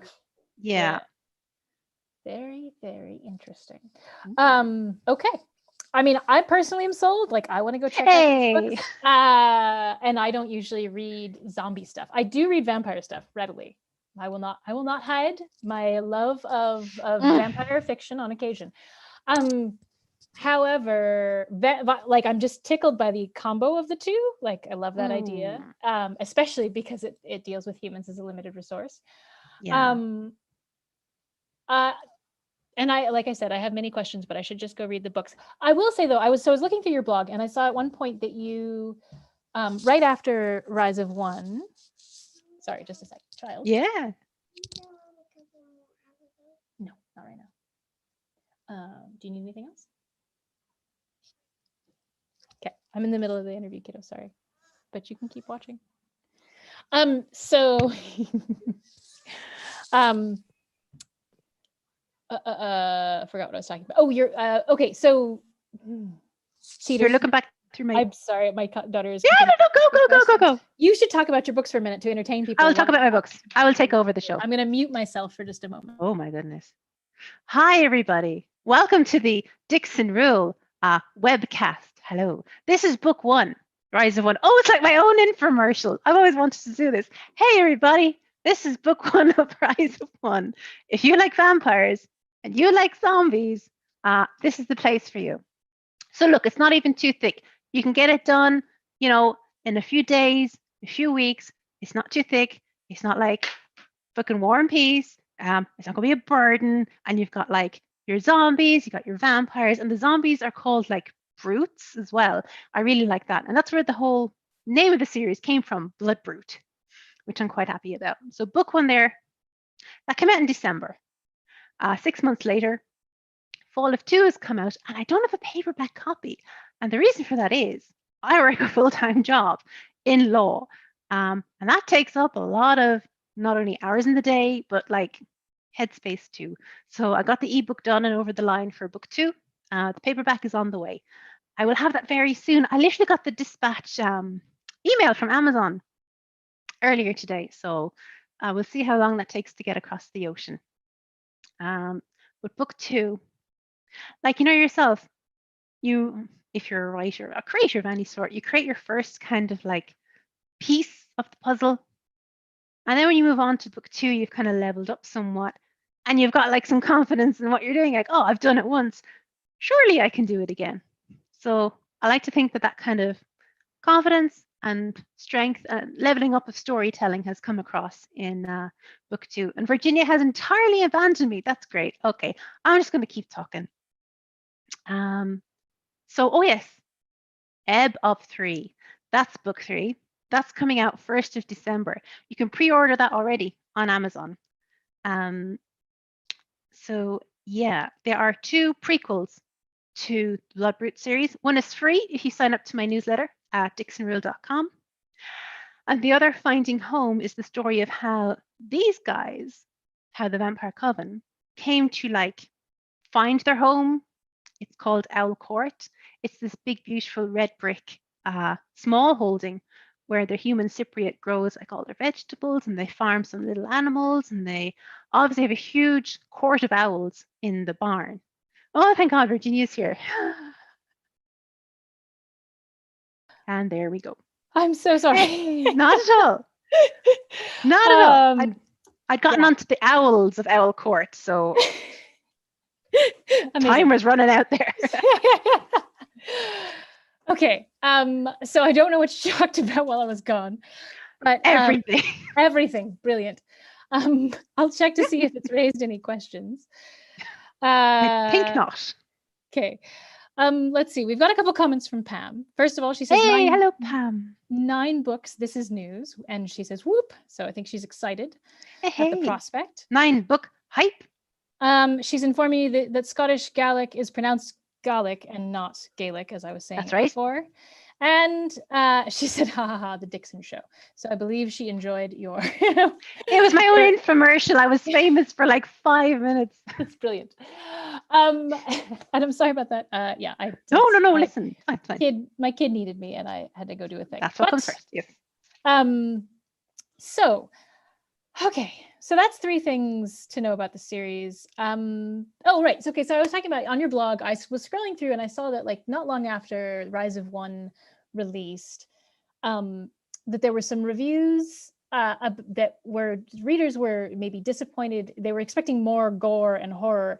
And personally, this excites me because I prefer less gore and horror. So I was just going to ask about that, like to address new readers, like what is the level of gore and horror, so that people can know what to expect there and if it's within their comfort zone. Sure. I mean, I think the best illustration of that is I originally, when I launched the Bloodroot series, I categorized it as like post-apocalyptic dystopia because I was like, oh, there's zombies in it. It's the end of the world. Right.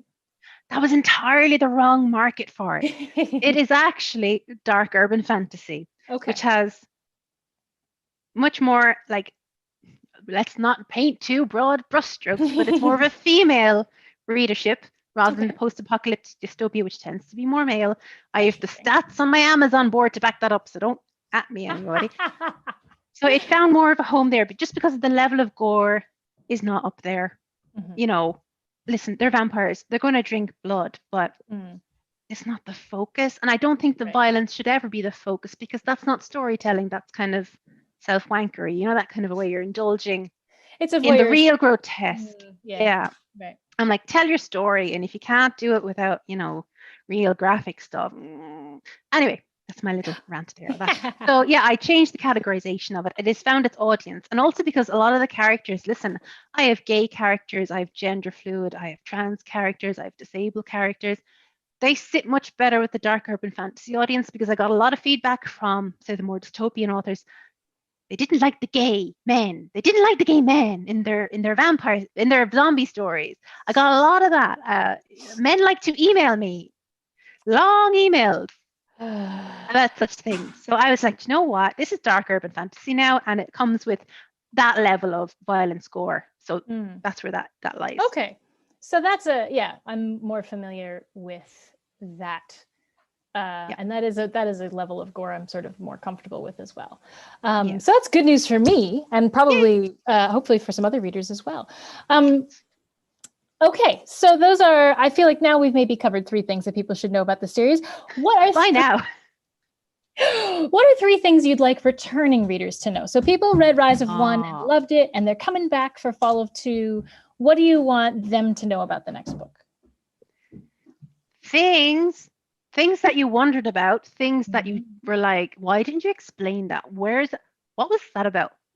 That's so much of that is explained in book 2 because as I say, I like to keep the books just focused on the character's story. Okay. You don't need diatribes of world building. Right. There's 5 books, maybe more. There's 5 books. We'll get there. It'll all come out. Trust me. Yeah. Like, you know, and I hope the idea is book number 2 pays off a lot about how a vampire is created and sired and just So there is a race of vampires who saw the kind of fall of mankind, and they're like, oh, we can take over now. We can become the new humans of this place. So let's do that. Yeah. So it's a lot more world building in terms of like what's actually happening in the outside world and their kind of machinations. So yeah, there's payoff in book 2. Cool. Yeah, that's awesome. Excellent. Okay, so now we've already touched on my next question a little bit, but we can go into a bit more about, you were on our long series panel because we'd known that you've got this planned. And we talked then in April when Rise of One was the only full-length book out. And I actually don't know what your schedule was for the novellas. Did those come out before or after Rise of One? They were like when I was setting up the kind of indie author, the book funnels and all the kind of architecture that goes behind. Yeah. Sweet. Okay. So those were already out. So you had the 2 novellas and Rise of One out at the time that we were talking in April. And now you've got one more book out, and presumably you're working on the next one. Or maybe, I don't know how far you are in your process. You might be 2 or 3 books down the line. I don't even, I wish. No, book 3 will be out the 1st of December of this year. Okay. So it's entirely outlined on this beautiful A3 big page thing that I love showing off, which is in another room. And like we're drafting it right now. And sweet. Like, can I just say, being on that panel, as the kids would say, it gave me life, because here was me with my one book, honestly, just saying my one full-length book, and there were other people there going, oh yeah, my 12th book, and I was like, oh, it's actually physically possible. Like, sometimes you don't know what's possible. You're like, oh shit, they wrote 12 books and they're still alive. Yeah, it didn't drain them entirely. There you go, of their life essence. So that's why I love doing panels and cons, because I know there's like a viewership to, who learn, but no, we learn too so much, and that really gave me hope. I was like, 5 books, okay, well, we could write more maybe one day. Sweet. I mean, that's awesome. I think I love that too, like talking to Tao about, he has more than one super long series. And oh my gosh, I've already forgotten our other panelist's name. They all had lovely names. They all had lovely names. Do I remember them? Oh no, listen. My name is 3 letters long. I'm lucky if I remember that. Yeah, I forget my own name half the time. But there was another author that we had who was so cool, and whose books I like put on my TBR because I was like, yeah, I want to check those out. I want to say was she writing urban? Also urban fantasy-ish, but more with a romance bent to it. Is that right? Is my memory totally off? God, I can't even. Okay, anyway. But there was another author who had also written like almost 12 books or more, and who was maybe also writing web serials, like long-running web serials.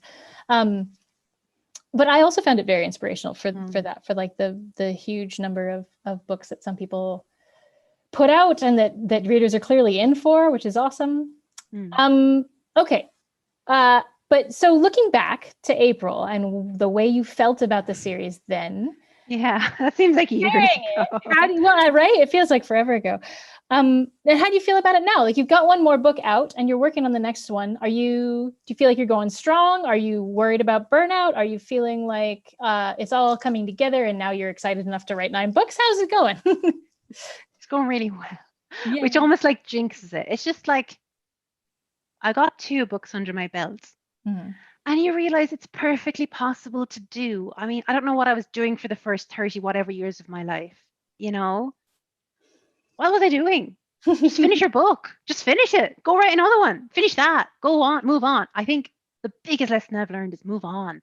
In some ways, like, I've been talking about this a lot with my friends lately. Is this kind of thing, especially this year, I don't know what it is. It's like, just stop caring, but like, fucking care. But stop caring. Get out of your own way. That's what I say all the time. You'll hear me say that, like, you can care to the point where you're limiting yourself. So with books, it's not that I don't care. It's also, tell your story, do your best, move on to do even better. Right. And that's, I think it goes back to what we were talking about before, right? Pick the project that you can do now, right? Like, within your capabilities. Yeah.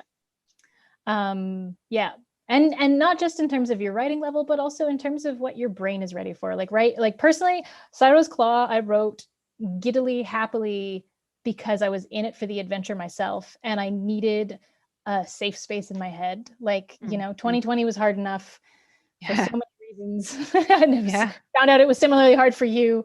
And it's just like having a place to go where the project is the thing your brain is excited about. Is really important. So find that story, whatever story it is. This is not addressed at you, but at people watching who might be wanting to write. Like, find that story, whatever it is that your brain just gets giddy about, and do that.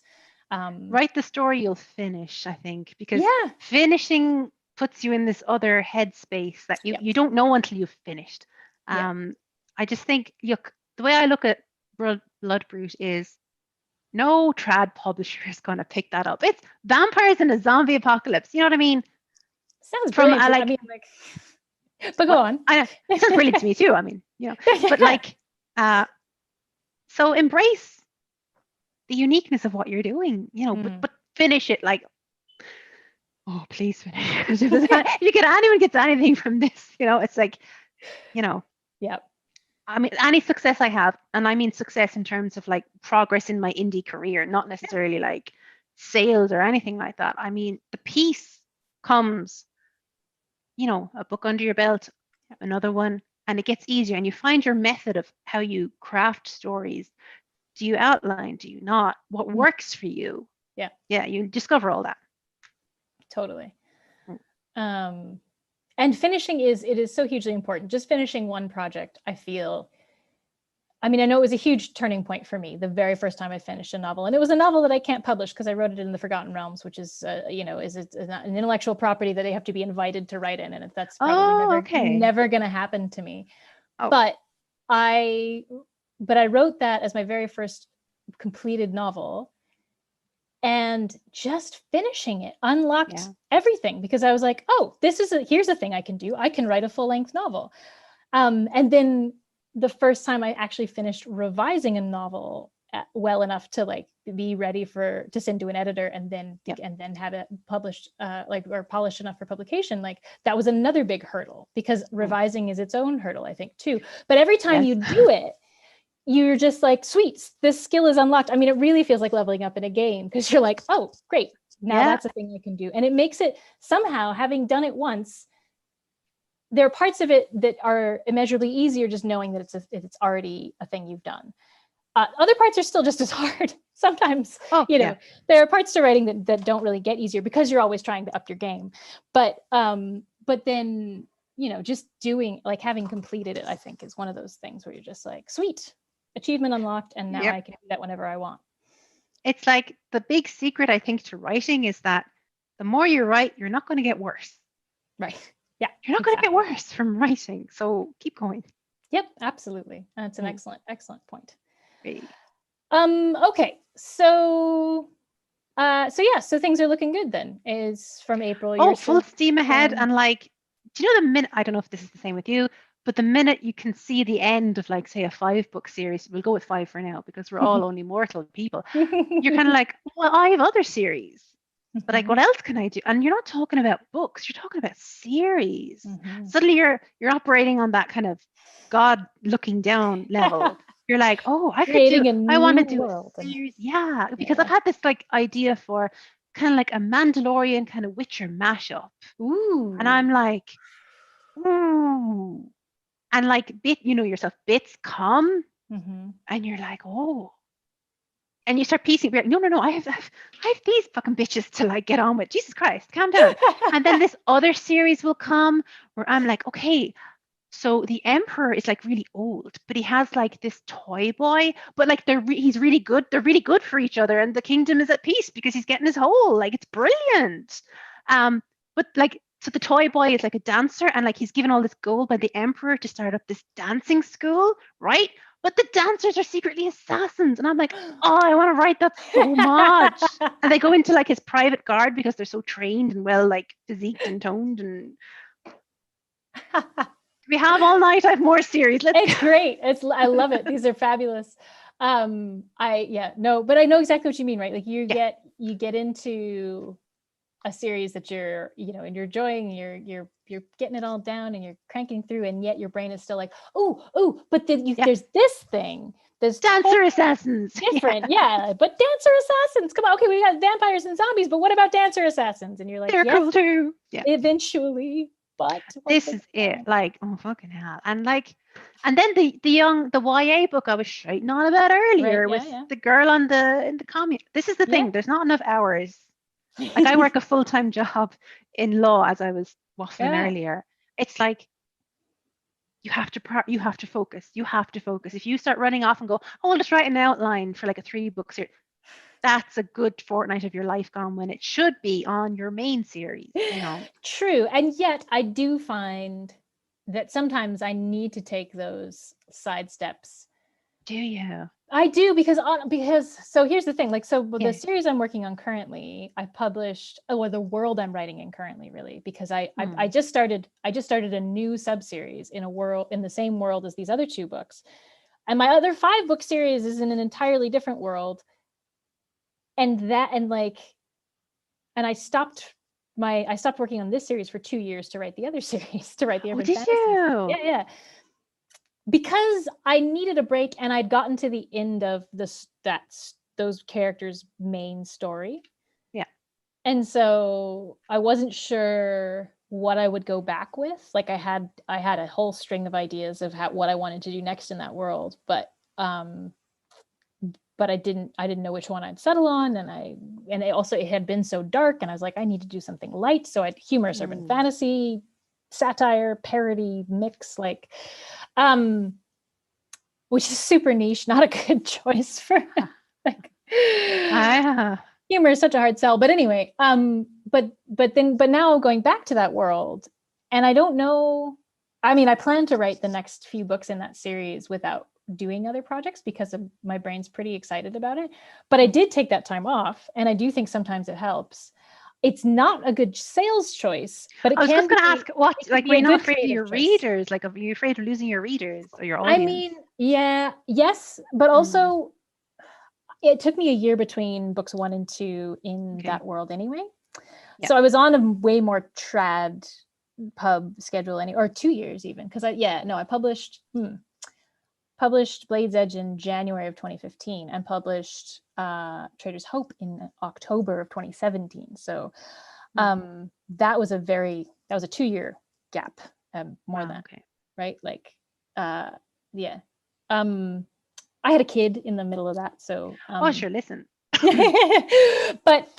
But it's still like, I figured I was like, this audience is either patient or gone. Like, I've already lost that race. So then I was like, oh, but I'll do this urban fantasy thing, and I'll do the quick publication thing there. I'll pre-write and publish fast. And I failed at that as well. So I really, well, you have to try. Like, I think that's the thing. An indie author, you have to try and fail, and it's okay. Go write something else, or continue, or whatever. Like, you have to try. And that's the thing is that, like, the universe I wrote the other series in, I can come back to whenever I want. And this world I can come back to whenever I want. I want to keep going with this exact story, because I did leave it on a little bit of a cliffhanger at the end of the new book 1. Cyro's Claw finishes its own story, but then definitely starts with or ends with a, like, wait, what the? Seriously, that's where the book ends? I love cliffhangers. But now I'm like, okay, well, I got to try to get it, but it's going to be another year. Like, I'm not going to pretend that I'm going to get this book out super fast or anything. So I have to hope that my readers are patient readers. And if not, I'm just not going to make much money, and so be it. Well, I mean, the same as, like, as you're starting out, say, as an indie author, you can't churn them out every 30 days, but then you can't take 5 years between books either. Right. So you have to find a comfortable medium, but you don't know what that medium is because you've never done it before. Yeah. So just randomly, I chose 6 months. And like, some bigger wigs in the indie author circles have been like, well, how many books a year are you doing? And you're like, okay, 2. And they're like, oh, no, it'd be better if you did 4. And you're like, yeah, but I'm only one person. I'm only a beginner. Calm down. Yeah. And that's the thing, right? Like, everybody's, they've got their advice, but if it doesn't work for you, it doesn't work for you. Like, there's just no. I mean, I'd love to do the rapid thing. Don't get me wrong. And I think maybe one day I'm kind of ramping up to that, but like, No, I think when you're a beginner, like make it Yeah. easy on yourself, and you Sure. really don't do that like as an indie author. And make it fun for yourself. And also like, I feel like there's this rush to make writing pay for itself, which I can certainly appreciate because it can be so hard to do anything else full time and write. I mean, like, and for me, like I'm full time raising a kid and writing full time ish when I can, like, but writing is my only paid gig aside from cover design. And there is a pressure to like try to make more with it. And I've steadily increased my monthly earnings with my writing over the last 7 years. Good woman. But not to a point where like I cannot rely on I'm nowhere close to relying on my my publishing income currently. But I also am not going to break myself over it, because then what's the point? Like if the whole point is to avoid a desk job, because like personally, right? Like then like killing myself over it makes it a desk job, makes it worse. Like the whole, like the reason I want to write full time is for my sanity. So I'm not going to drive myself crazy trying to do that, I guess, is what I'm trying to say. You're absolutely right. I fully agree, because like then there'll be nothing of you left to keep going. And you'll just stop one day entirely of the thing that you genuinely want to do. And that defeats the purpose. Exactly. So yeah, I don't know. My full-time gig is childcare, and then I'm writing books on the side. But so many of us have full-time jobs. Is that like you're lawyering full-time? Well, other people are. It's it's its own brand of babysitting, that kind of a way. Babysitting grown-ass men. Sorry. You don't want to. How did you know? It's like, you don't want to use the scanner today. Oh, you want me to like come into the office to use the scanner for you? Okay, I'll do that. Yes, it's my job. Everything's fine. So sorry. These are what make us writers. That's right. Exactly. Like I have to have these worlds in my head, because the world I live in sometimes just wants me to set it on fire. There you go. All right. So things have been looking pretty good since April. But how has writing in a pandemic been for you personally? Like, I've been asking this question of everybody since QuaranCon came into existence, because we are the product of a pandemic. And so it seems like it's a theme that we want to continue addressing as the pandemic continues to be a thing.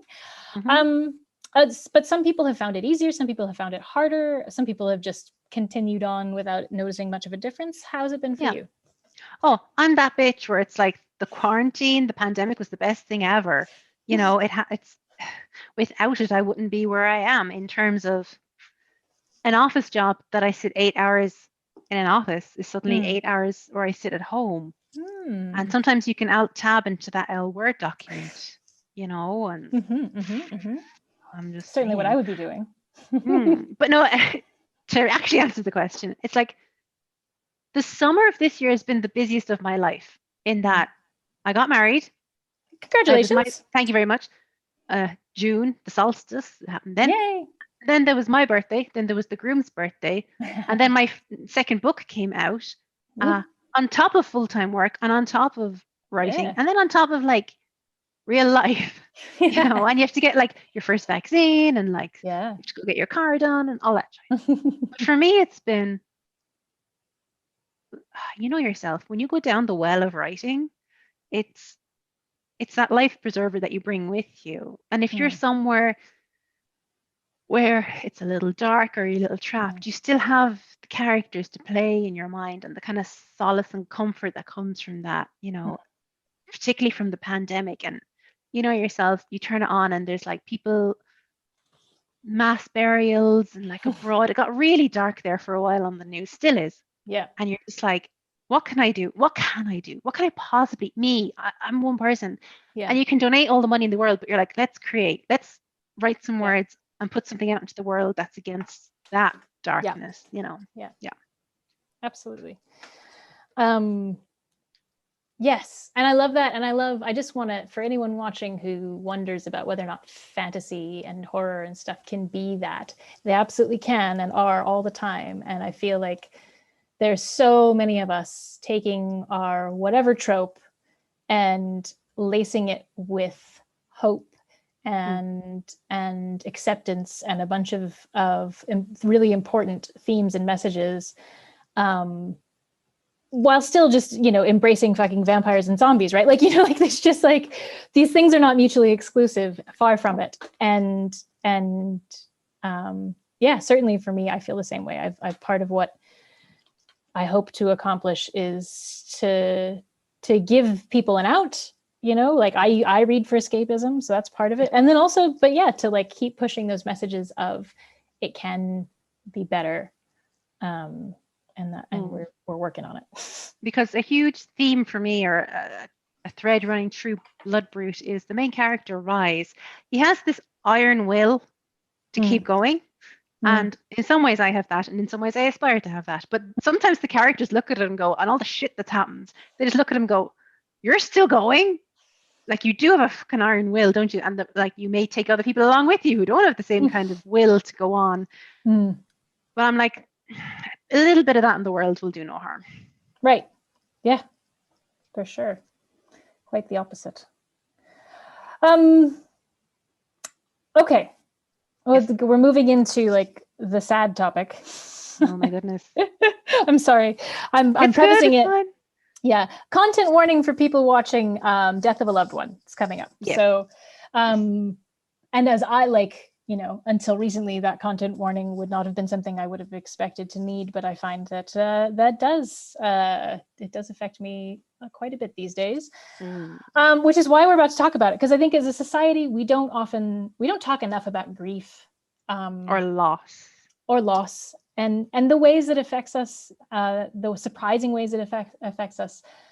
The length of time for which it affects us, because I feel like people think there's an expiration date on it, and there isn't.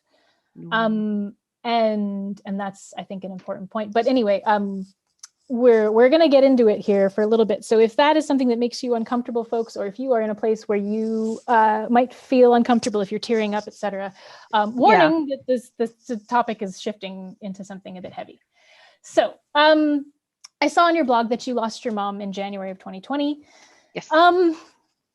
And see, like, I'm already let it out. Go. It's okay. Keep going. And so personally, yeah. Damn it. Lost? I'm only like, I'm frustrated because I want to keep talking, and I know, and I'm like, no, I'm like, be quiet, let me talk. It's okay, because like I can talk without tearing up. Like now I can, but like for me, the biggest lesson about grief I ever learned was when I was in my university degree. There was a terrible car accident, and 4 students from the arts degree were killed. Like, yeah.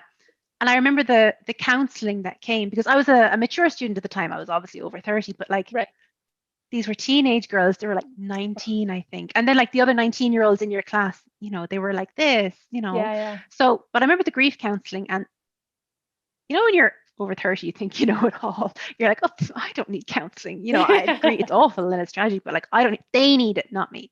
But the grief counselor was like, okay, I want you to like go to a calendar app or a diary or a chart of some kind, and 3 years from now, not next week, not in 3 months, not in 3 weeks, not when everyone's like still fresh, in 3 years, that's when you check in with yourself, because you won't have realized the grief for 3 whole years. And whether the younger people could even take that on board. I mean, 3 years is such a bigger portion of their lives. Right. Yeah. But I was like, oh, okay. So even now, like, say, like loss and grief and tragedy, I'm like I'm okay now, because I know it'll take 3 years, it'll take 5 years. Never rush it. So when I see like your good self like tearing up, I'm like, go through it. Like, even if you feel like, oh, it's not the appropriate time, I'm doing an interview for QuaranCon, fuck that noise. This is grief now. Go through it, and only check in with yourself at like the 3-year point. I mean, obviously, if you're like in terrible depression to the point where people need to intervene, that's very different. But if you're just still trying to like put your pants on one leg at a time and get through the day, the length that you're grieving shouldn't bother you, I think, from my life experience. No, I mean, how I'm not tearing up right now. Like, give yourself time in terms of like years, not like weeks. Yeah. Well, I mean, I also think that the thing is, it never it never goes away completely, right? It's just it's a question of distance and of sort of, I don't even want to say the sharpness of the pain, because I feel like there are days when, you know, you've gone however many days without feeling crippled by it, to suddenly being like, God, I and can't it just even. hits you. Yeah. Out of nowhere. Yeah. But I found, so for me, the interesting, like, background for anyone who isn't aware, but I lost both my parents in June of 2020 on the same day, because fuck 2020, right? Like, Virginia. But such a weird, Yeah. and in totally two separate events. Like, they're completely unrelated. My parents have been divorced for like 20 some odd years by the time they passed. And just like for completely unrelated reasons, miles and like, you know, 1,000 miles apart, both my parents just died on the same day, because whatever, because fate is weird. But one of the things. Crap. Okay, no, sorry. No, it's okay. I'll keep my shock. I'm like, no, but it's okay. Like, it's funny, because it's like, I feel weird bringing it up, because a lot of people already know, but also it tends to like create, people feel the need to try to say something, and it's just like, there's nothing you can actually say. No. And that's just, so it's like, which you know, right? Like, you know, once but it so it's not, I don't actually expect anyone to do more than just like acknowledge it, right? But like anyway, but yeah, it was crazy, right? Like, this was insane. People, the outpouring on social media was just nuts, because 2020 was already the year from hell, and then yeah, and then that on top of it, and then I couldn't go. Yeah. Oh. So that's like, there's layers, but my entire point in asking this was not to talk about my experience with grief, but I knew I was going to wind up doing this anyway.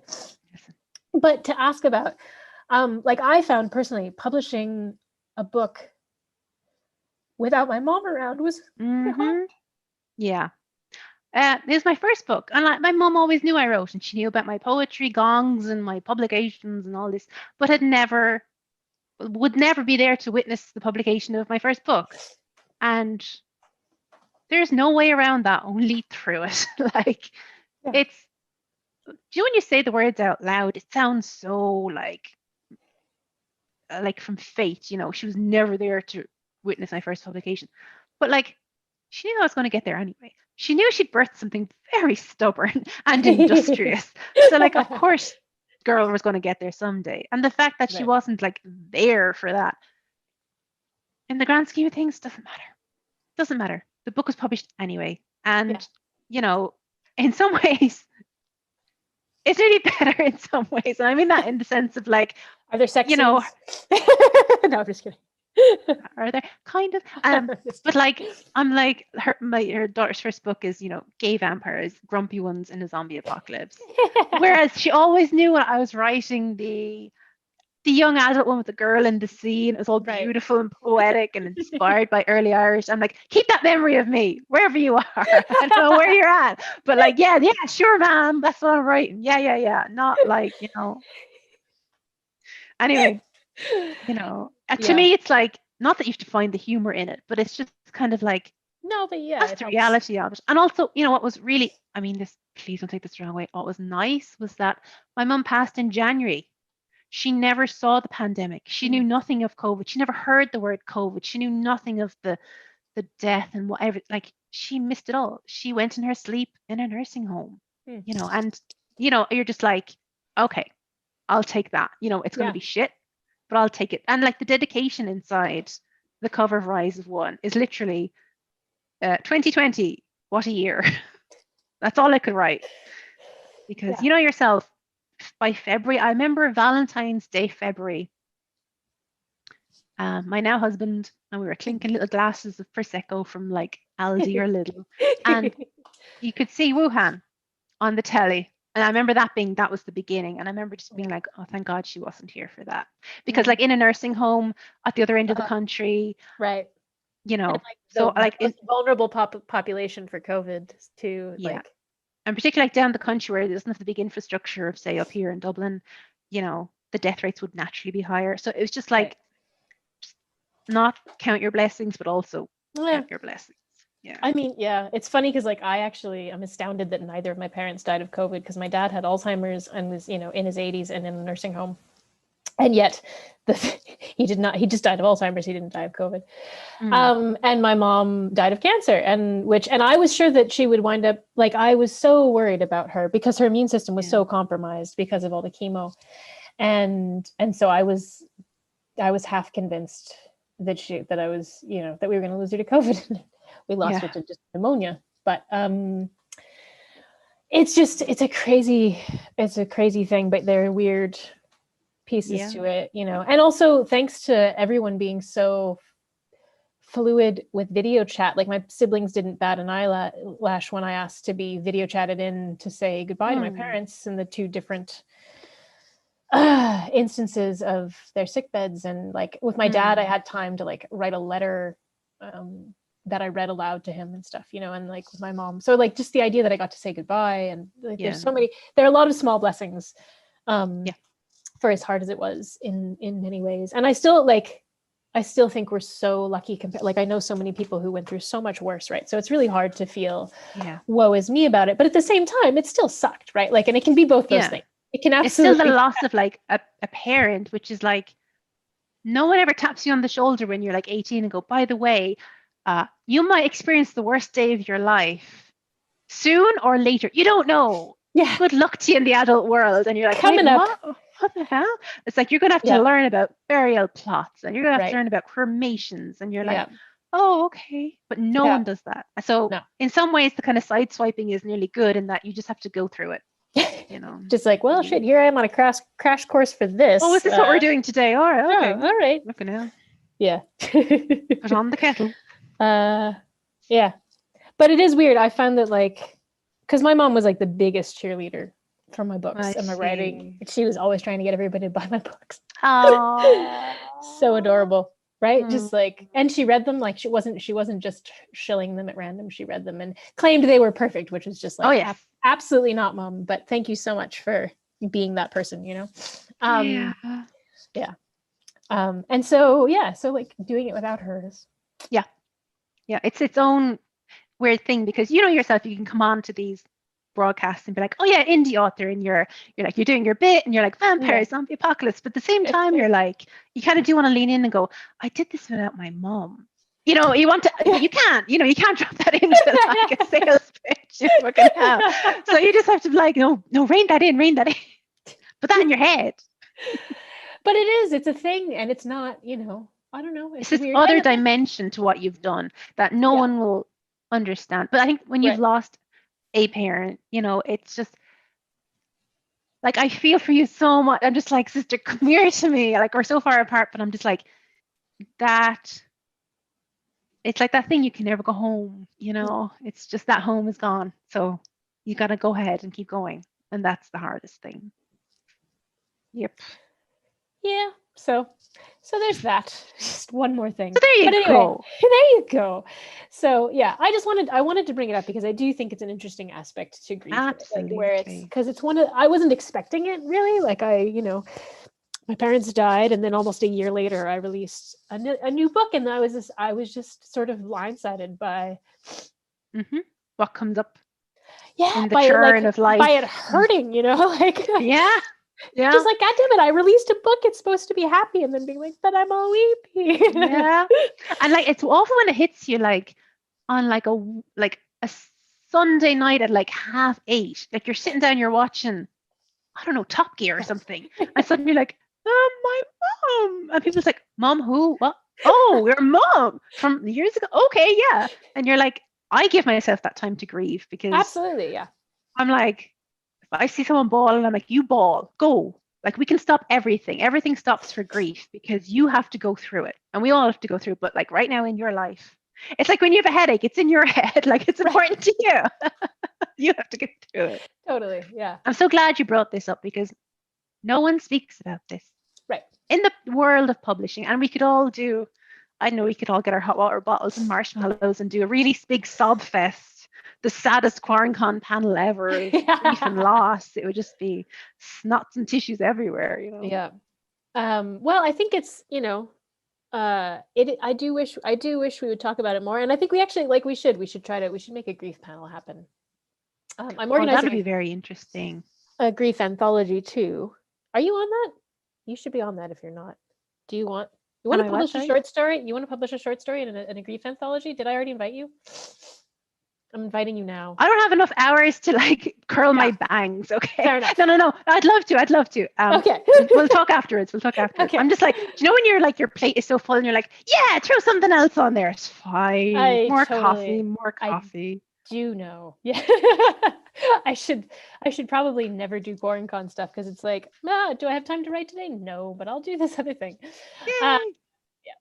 But all right. So veering back, anyone who had left and was, because of grief stuff, we're switching back to lighter topics now. So if you had us on mute for a while, come back. Content warning over. Let's instead talk about more upbeat things like fantasy tropes. And which one is your favorite and why? My favorite, come here to me. But yeah. Doesn't have to is the grumpy old fucking, what are they called, like mentor figure. I love grumpy old mentor figures. Nice. Give them to me. I love them, and they're grumpy. Yes. And like, and then they have a heart of gold, and a wizard is never late, Mr. Baggins. They arrive precisely when they mean to. That's what I vibe with them so much. So I took that character and I plopped that trope straight into Bloodbrute. I'm like, shamelessly, there is your wise old grumpy mentor. There he is. He's the vampire Ogrim. He is from ancient Greece. And it's grumpy. Yes. Grumpy. So sad. Sorry, not sad, just grumpy. Hates everything, but has a heart of gold. Mm-hmm. Yeah. That's a good one. I do enjoy that as well. The one that instantly jumps to mind is have you ever read the Dark Elf series? The Drizzt books? There's a Drizzt winds up with a couple grumpy mentors while he's learning what he learns, and then it's pretty good. I like that. Okay, love it. Love that trope. Yeah. And I also love that you embraced it in this series because I think shamelessly. It is. And as well you should, because there should be no shame about our favorite tropes that we just love and want to cuddle and see more of. And that was a lesson that I took too long to learn as a writer. In terms of denying they're not like fallacies tropes. Or failures. No, they're not so much crutches, but they're the scaffolding on which you can place your story. They're the ornaments on your Christmas tree. They are. And it's not like I wouldn't let myself do any of them, but I didn't let myself embrace some of my favorites because I told myself, done too many times, can't improve on that, so what's the point, blah, blah, blah. Did not do that to myself in Cyro's Claw. That was like, I took all the tropes that I wanted to put in that story, and I just... What was the one that you really wanted to put in there? What was the one you shamelessly... It was the talking wolf spirit, who is a grumpy spirit, by the way. Like, it's just like grumpy. Old grumpy, hates everybody, except doesn't secretly, and is... They are just like, they are brilliant. And they're a wolf. They can talk because talking animals. I grew up on these like little British books called like Lilliput Lane, where a wizard owned a cat, and like the wizard's cat. I was like, that was the beginning of it for me. And The Last Unicorn, and the unicorn could talk. And the Never-Ending Story, and Gamork could talk. Yeah. And in the book, Artax could talk. Nice. Sweet. I feel robbed that we didn't get a talking Artax. God damn it. Well, it was too sad because of we know what happens to Artax. And imagine if he was talking and crying out to be rescued while he no sad then, like, honestly, it was already as sad as it could be if he could have talked. Oh God. Yeah, that's awful. It would have been way too much. Like the talking turtle. Give it to me. Yeah, seriously. I love the talking animal trope. And especially the animal companion trope. And so this was, the fact I just went nuts. I was like, I've got a grumpy wolf spirit trapped in a katana that then binds with the warrior, and like, yes, give it to me. Right, yes. Just like injected into my veins. Is he grumpy? He's grumpy. Good. Yep. So can we do a grumpy panel? Yeah, we should. Grumpy character panel. Grump panels. Yeah, and mine's a supporting character who I wanted to do as a POV character and then realized I couldn't because they know way too much. Oh, right. They are just, I mean, they know way too much about the backstory. Like all the mysteries are not mysteries to this character. So I was like, crap, Yeah. I can't actually have them as a POV character because then like the game is up. So, all right. Yes. Next up, we're moving into the home stretch here. I'm impressed that we've actually, it has been 2 hours. It has not quite been 2.5. We're getting there. We're pretty much just going to be right at the 3 hours. We're going to get right to 2.5 by the time we're done, I bet you. Okay. So, okay. There you go. We joined Justin Lee Anderson for being super brilliant. But like I could keep going. You know what I mean? Me too. Yeah. But I just need to like get my kid off of. It's like 10:30 in the night here. Yeah, I work in the morning. All right. So if you could be any fantasy creature, you yourself be that fantasy creature, what would you be and why? Like I literally mentioned it earlier, I am that big old turtle from the Neverending Story. I am Morla, the aged one, who's just like in their shell because I'm a Cancerian. I'm just like in my shell, and there's mud everywhere. And you kind of peek out and you go, what the fuck's going on out here? Okay, nothing to do with me. Bye. Bye. And we know ancient shit, but we're like, we haven't seen the Orin in a long time. And then we sneeze on people and go away again. Like, give it to me. I'm like, what a great character. Although, The Last Unicorn is one of my favorite stories ever. It does have just like, it has a harpy in it. And she was really creepy. She was. Who like held a grudge against her captor. And I'm like, I kind of like that. And in the kids' cartoon, she had like huge hanging titties. Yeah, like, it was crazy. And as a kid, I was like, oh, what the fuck? So yeah, maybe not Titty Hawk, but I'll take Big Morla, the aged one turtle. Titty Hawk, that's amazing. My best friend in high school, like The Last Unicorn had been her favorite movie her whole childhood, and to the extent that we still watched it together. I've probably seen it like 10 times, watching it at her place while we like made bead jewelry and stuff as teenagers, and like with The Last Unicorn on in the background. Kind of hilarious. Brilliant. And I just remember it like the first time I saw it was as a teenager because I hadn't seen it for whatever reason. It hadn't formed part of my childhood, and I was just like, holy shit, this is a trippy movie. This is a kids movie? Like, just like clearly, like, do you remember the tree that like caught to Schmendrick with the bosoms? Yeah. What was that? No idea. And the fact that it seems there are some things at the end of that movie too where I'm like, oh, did somebody just have sex with a unicorn? What? I don't know. When she goes back to the forest? There were questions raised. It was nothing explicit. I was just like, wait, is that? I don't know. Anyway, I thought it was weird. Is this what Molly drew and Schmendrick? Maybe. I honestly at this point I haven't watched it since 2000, so it's been a while, and I don't actually know. QuaranCon watch along. God. That would be hilarious. Like only if we overdub the movies, like we do like an MST 3000 type deal, and we make up new lines. Okay, I'm being Schmendrick. Okay, I'm sorry. I'm putting my hand up for that one. Oh, and King Haggard. No, if I want King Haggard, I want King Haggard. I'll just be grumpy. Okay, I'll be Schmendrick. Grumpy. And the cat in that could talk who was also grumpy. Yes, that's right. There was. Okay, sorry. Carry on. Yeah. Okay. Finally, the last question is just going back to your books. Not that we don't want you to take time for a breather, but I've seen your publishing schedule on your website. Yes.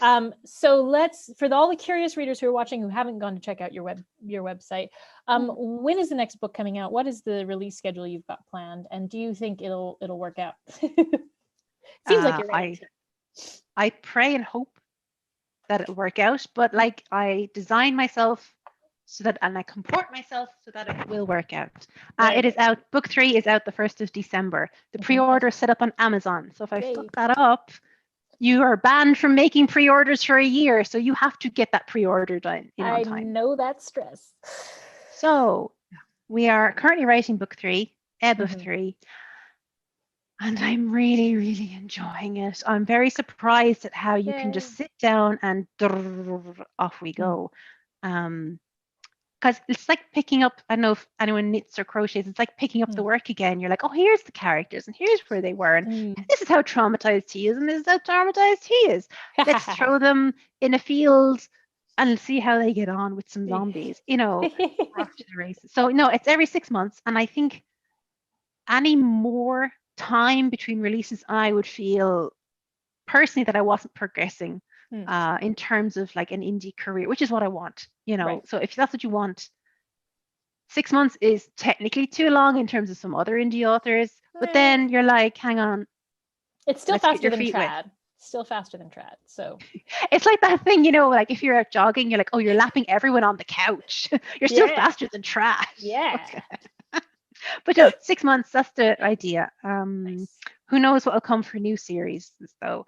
Fucking Assassin Dancers is in my head. Love it. I'm excited to read about it whenever that happens, even if it's a decade from now. But okay, and now there are at least 5 books coming, potentially more than that. Maybe, perhaps. Who knows? Okay. Yeah. Very good. I think I just chose 5 because I don't know why I chose 5. Next question. I have no idea. I thought there was an idea and I was like, no, nothing in that barrel. No, that's fine. It's honestly, I mean, I think when you're planning a series, it's so easy to say some number of books. And then once you're actually writing the series, you're like, oh no, it's actually this number. I had originally planned 9 for Victoria Marmot, and then it became 5. And I was like, that's probably good. Okay. And they're shorter books too. It was just, it turned out that one of the threads that I thought I was going to do wasn't that interesting, and I dropped it, and that like shrunk everything down. So, but meanwhile, I think it's always possible to go the other way as well. And so, you know, you roll and see what happens. I don't want to like expand the series for the sake of expanding it, but I think. But if the story blossoms, it's interesting because when someone goes, if you had 4 more books, where would you go with that story? What does the world look like now, girl? What do you? And it's like, oh, there is actually interesting stories there in the kind of wreckage of mankind, and then maybe the wreckage of the vampires that tried to take over, and then maybe the people who tried to spring back, and then maybe the weird sub races and like of vampire zombies and who's left? What are they doing? So yeah, that's cool. I mean, and like I do think that there's a lot to be said for that. Like the book that I just released is like what happens 7 years after those that like you know, that dystopian society gets overthrown, and like, okay, now what?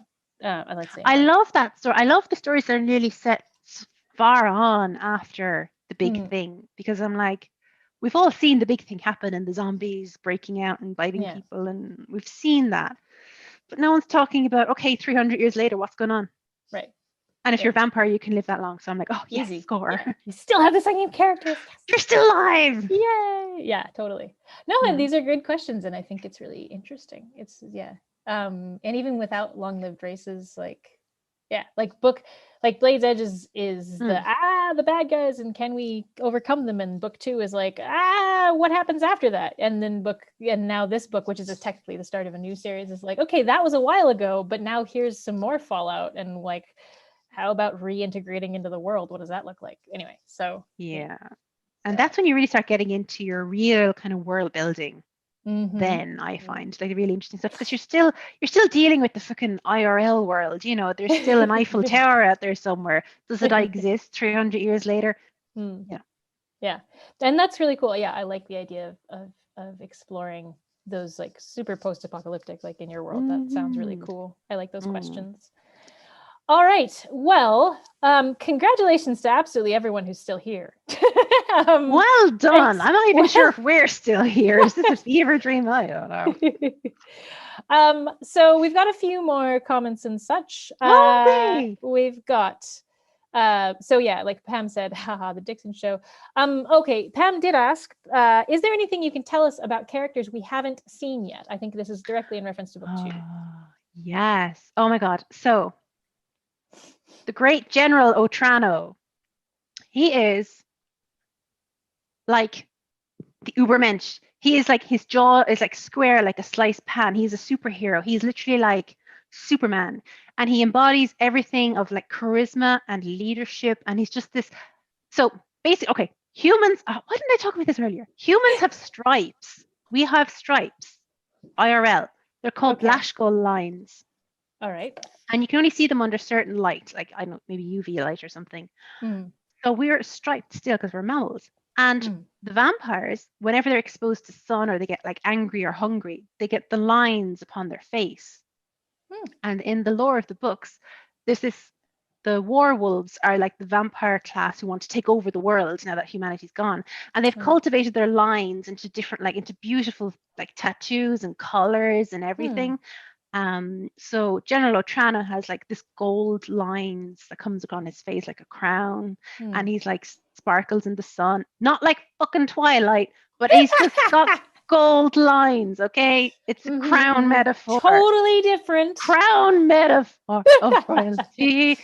I like a pharaoh nearly. So he is just this blonde superhero character, and he's very much like, he is the star of his world. Look at me. And like his side is like really ornate and like jeweled. And he represents everything that the main character Rise isn't, because Rise is not bombastic and, I'm here, look at me. Wow, fantastic. That's not him at all. And yet Otrana does not have friendship in his life. He has theater of himself, but no friendship. And he's like, oh, Rise, let's be friends. And Rise is like, it's nearly that thing in like teen coms where like the popular girl wants to be friends with like the schlubby girl, you know, that kind of real old trope. So General Otrana is a good one. He's very, very good. I love him. Sweet. That's cool. All right. And I do believe that answers Pam's question. Pam also mentions, she says, OMG, you have the best phrases, Eve. I can only assume that she's referring, well, actually, she could be referring to a lot of things, but the two things that I'm walking out of here with are calm down and you know yourself. Calm down and you know yourself. And yeah, love it. Pam says she's howling. Clearly, we're very entertaining, especially to Pam. Anita is currently working on 6 projects. Anita. Anita. That is impressive. How? Get her on this next time. Yeah, right. Obviously. How? How does that? How you do this? And Misty mentions her mother died 10 years ago and it still hurts. Yeah. It will. Yeah. It will always will. Yeah. I honestly think it just never goes away.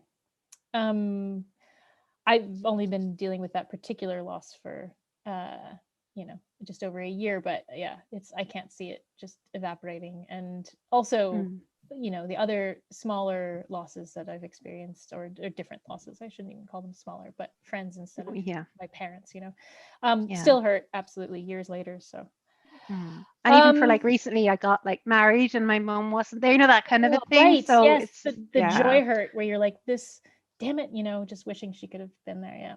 Yeah. I think of like all the things my daughter's going to do with her life and my mom not seeing it, and it's just like you will see it though.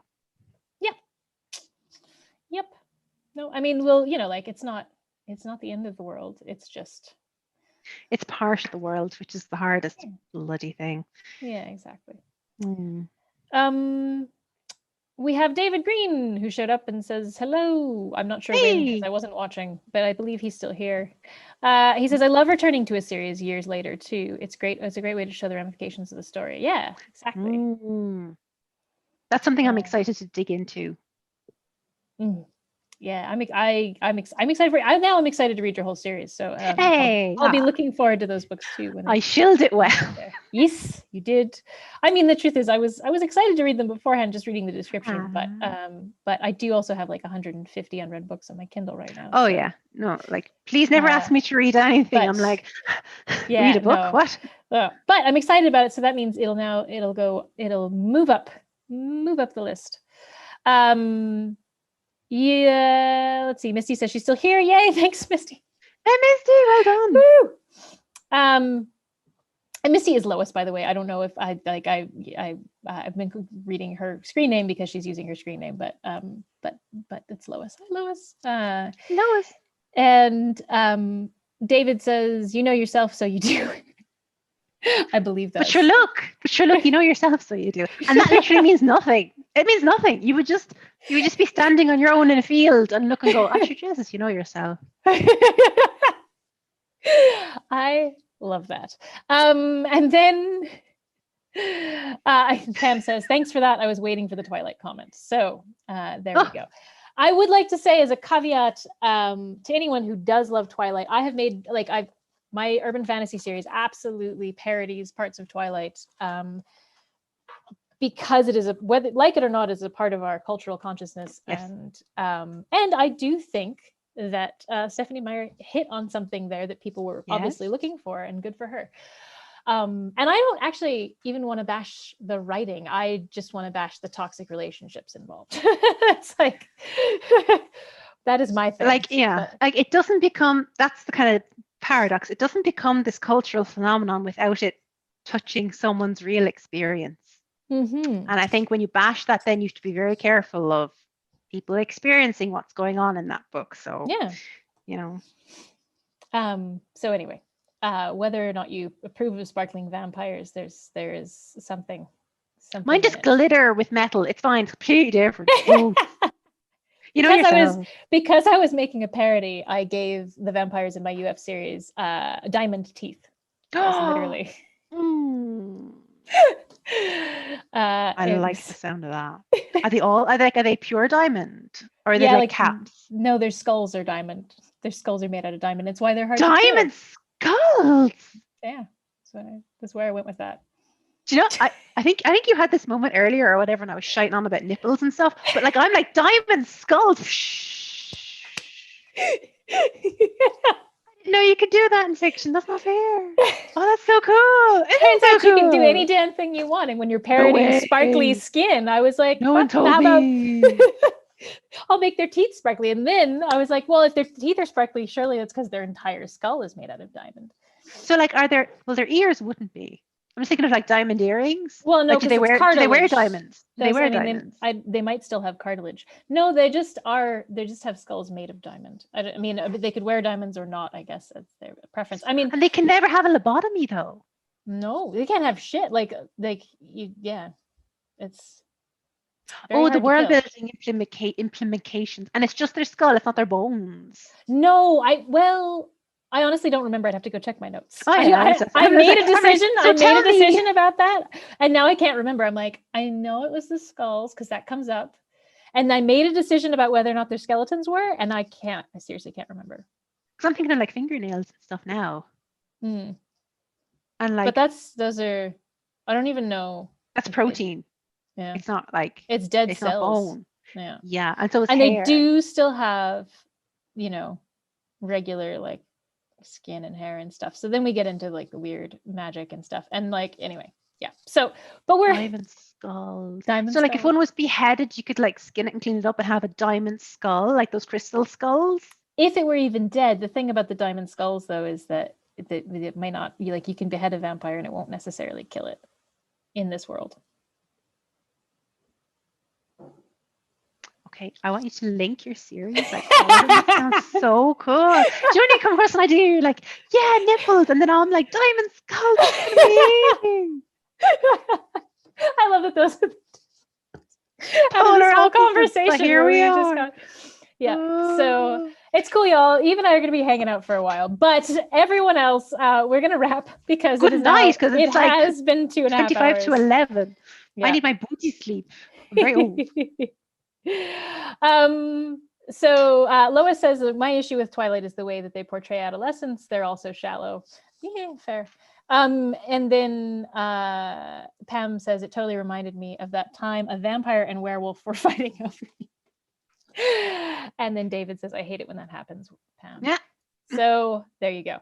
I love that we had such witty people hanging out with us. Thank you so much, everybody. Yes, thank you so much for being here.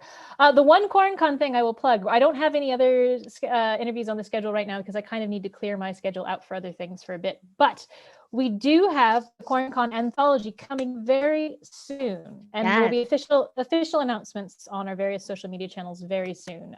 Just finalizing, I'm basically just proofing the formatted version of the collection, and then we are putting it up for pre-order, and it's coming in September. So I will give exact dates and stuff later, but that's coming up very soon. So thanks so much to everyone for being here. Don't forget that QuaranCon is a thing you can check out. Huge thanks, Eve, to you for coming. This was a delightful conversation. Huge thanks to you, Virginia. You've great stamina. It was a really fun talk, and I would love to do it again sometime. And it seems like keep going. I guess every 6 months we should hang out for your next book. So everyone who's here, thank you so much. Don't forget to go check out Eve's books. I don't know. I usually linked them in the description, and if I haven't, I will edit that and add it. But please just go to like anywhere like Dixon Reuel. It's so unique, you'll find it on the internet. I and there's love a book that. There. When I was trying to do research, searching your pen name you are all the top hits, and it's like, oh, thank God, I don't even have to. It's not even like SEO or anything. It's just like top 50 indie authors. Just fucking choose something that you can't even pronounce very well. Just no other options. So thank you all so much for being here, and we'll see you next time. And everyone have a lovely afternoon, evening, etc. Good night. And take care. Bye. End stream. All right, and now I'm clicking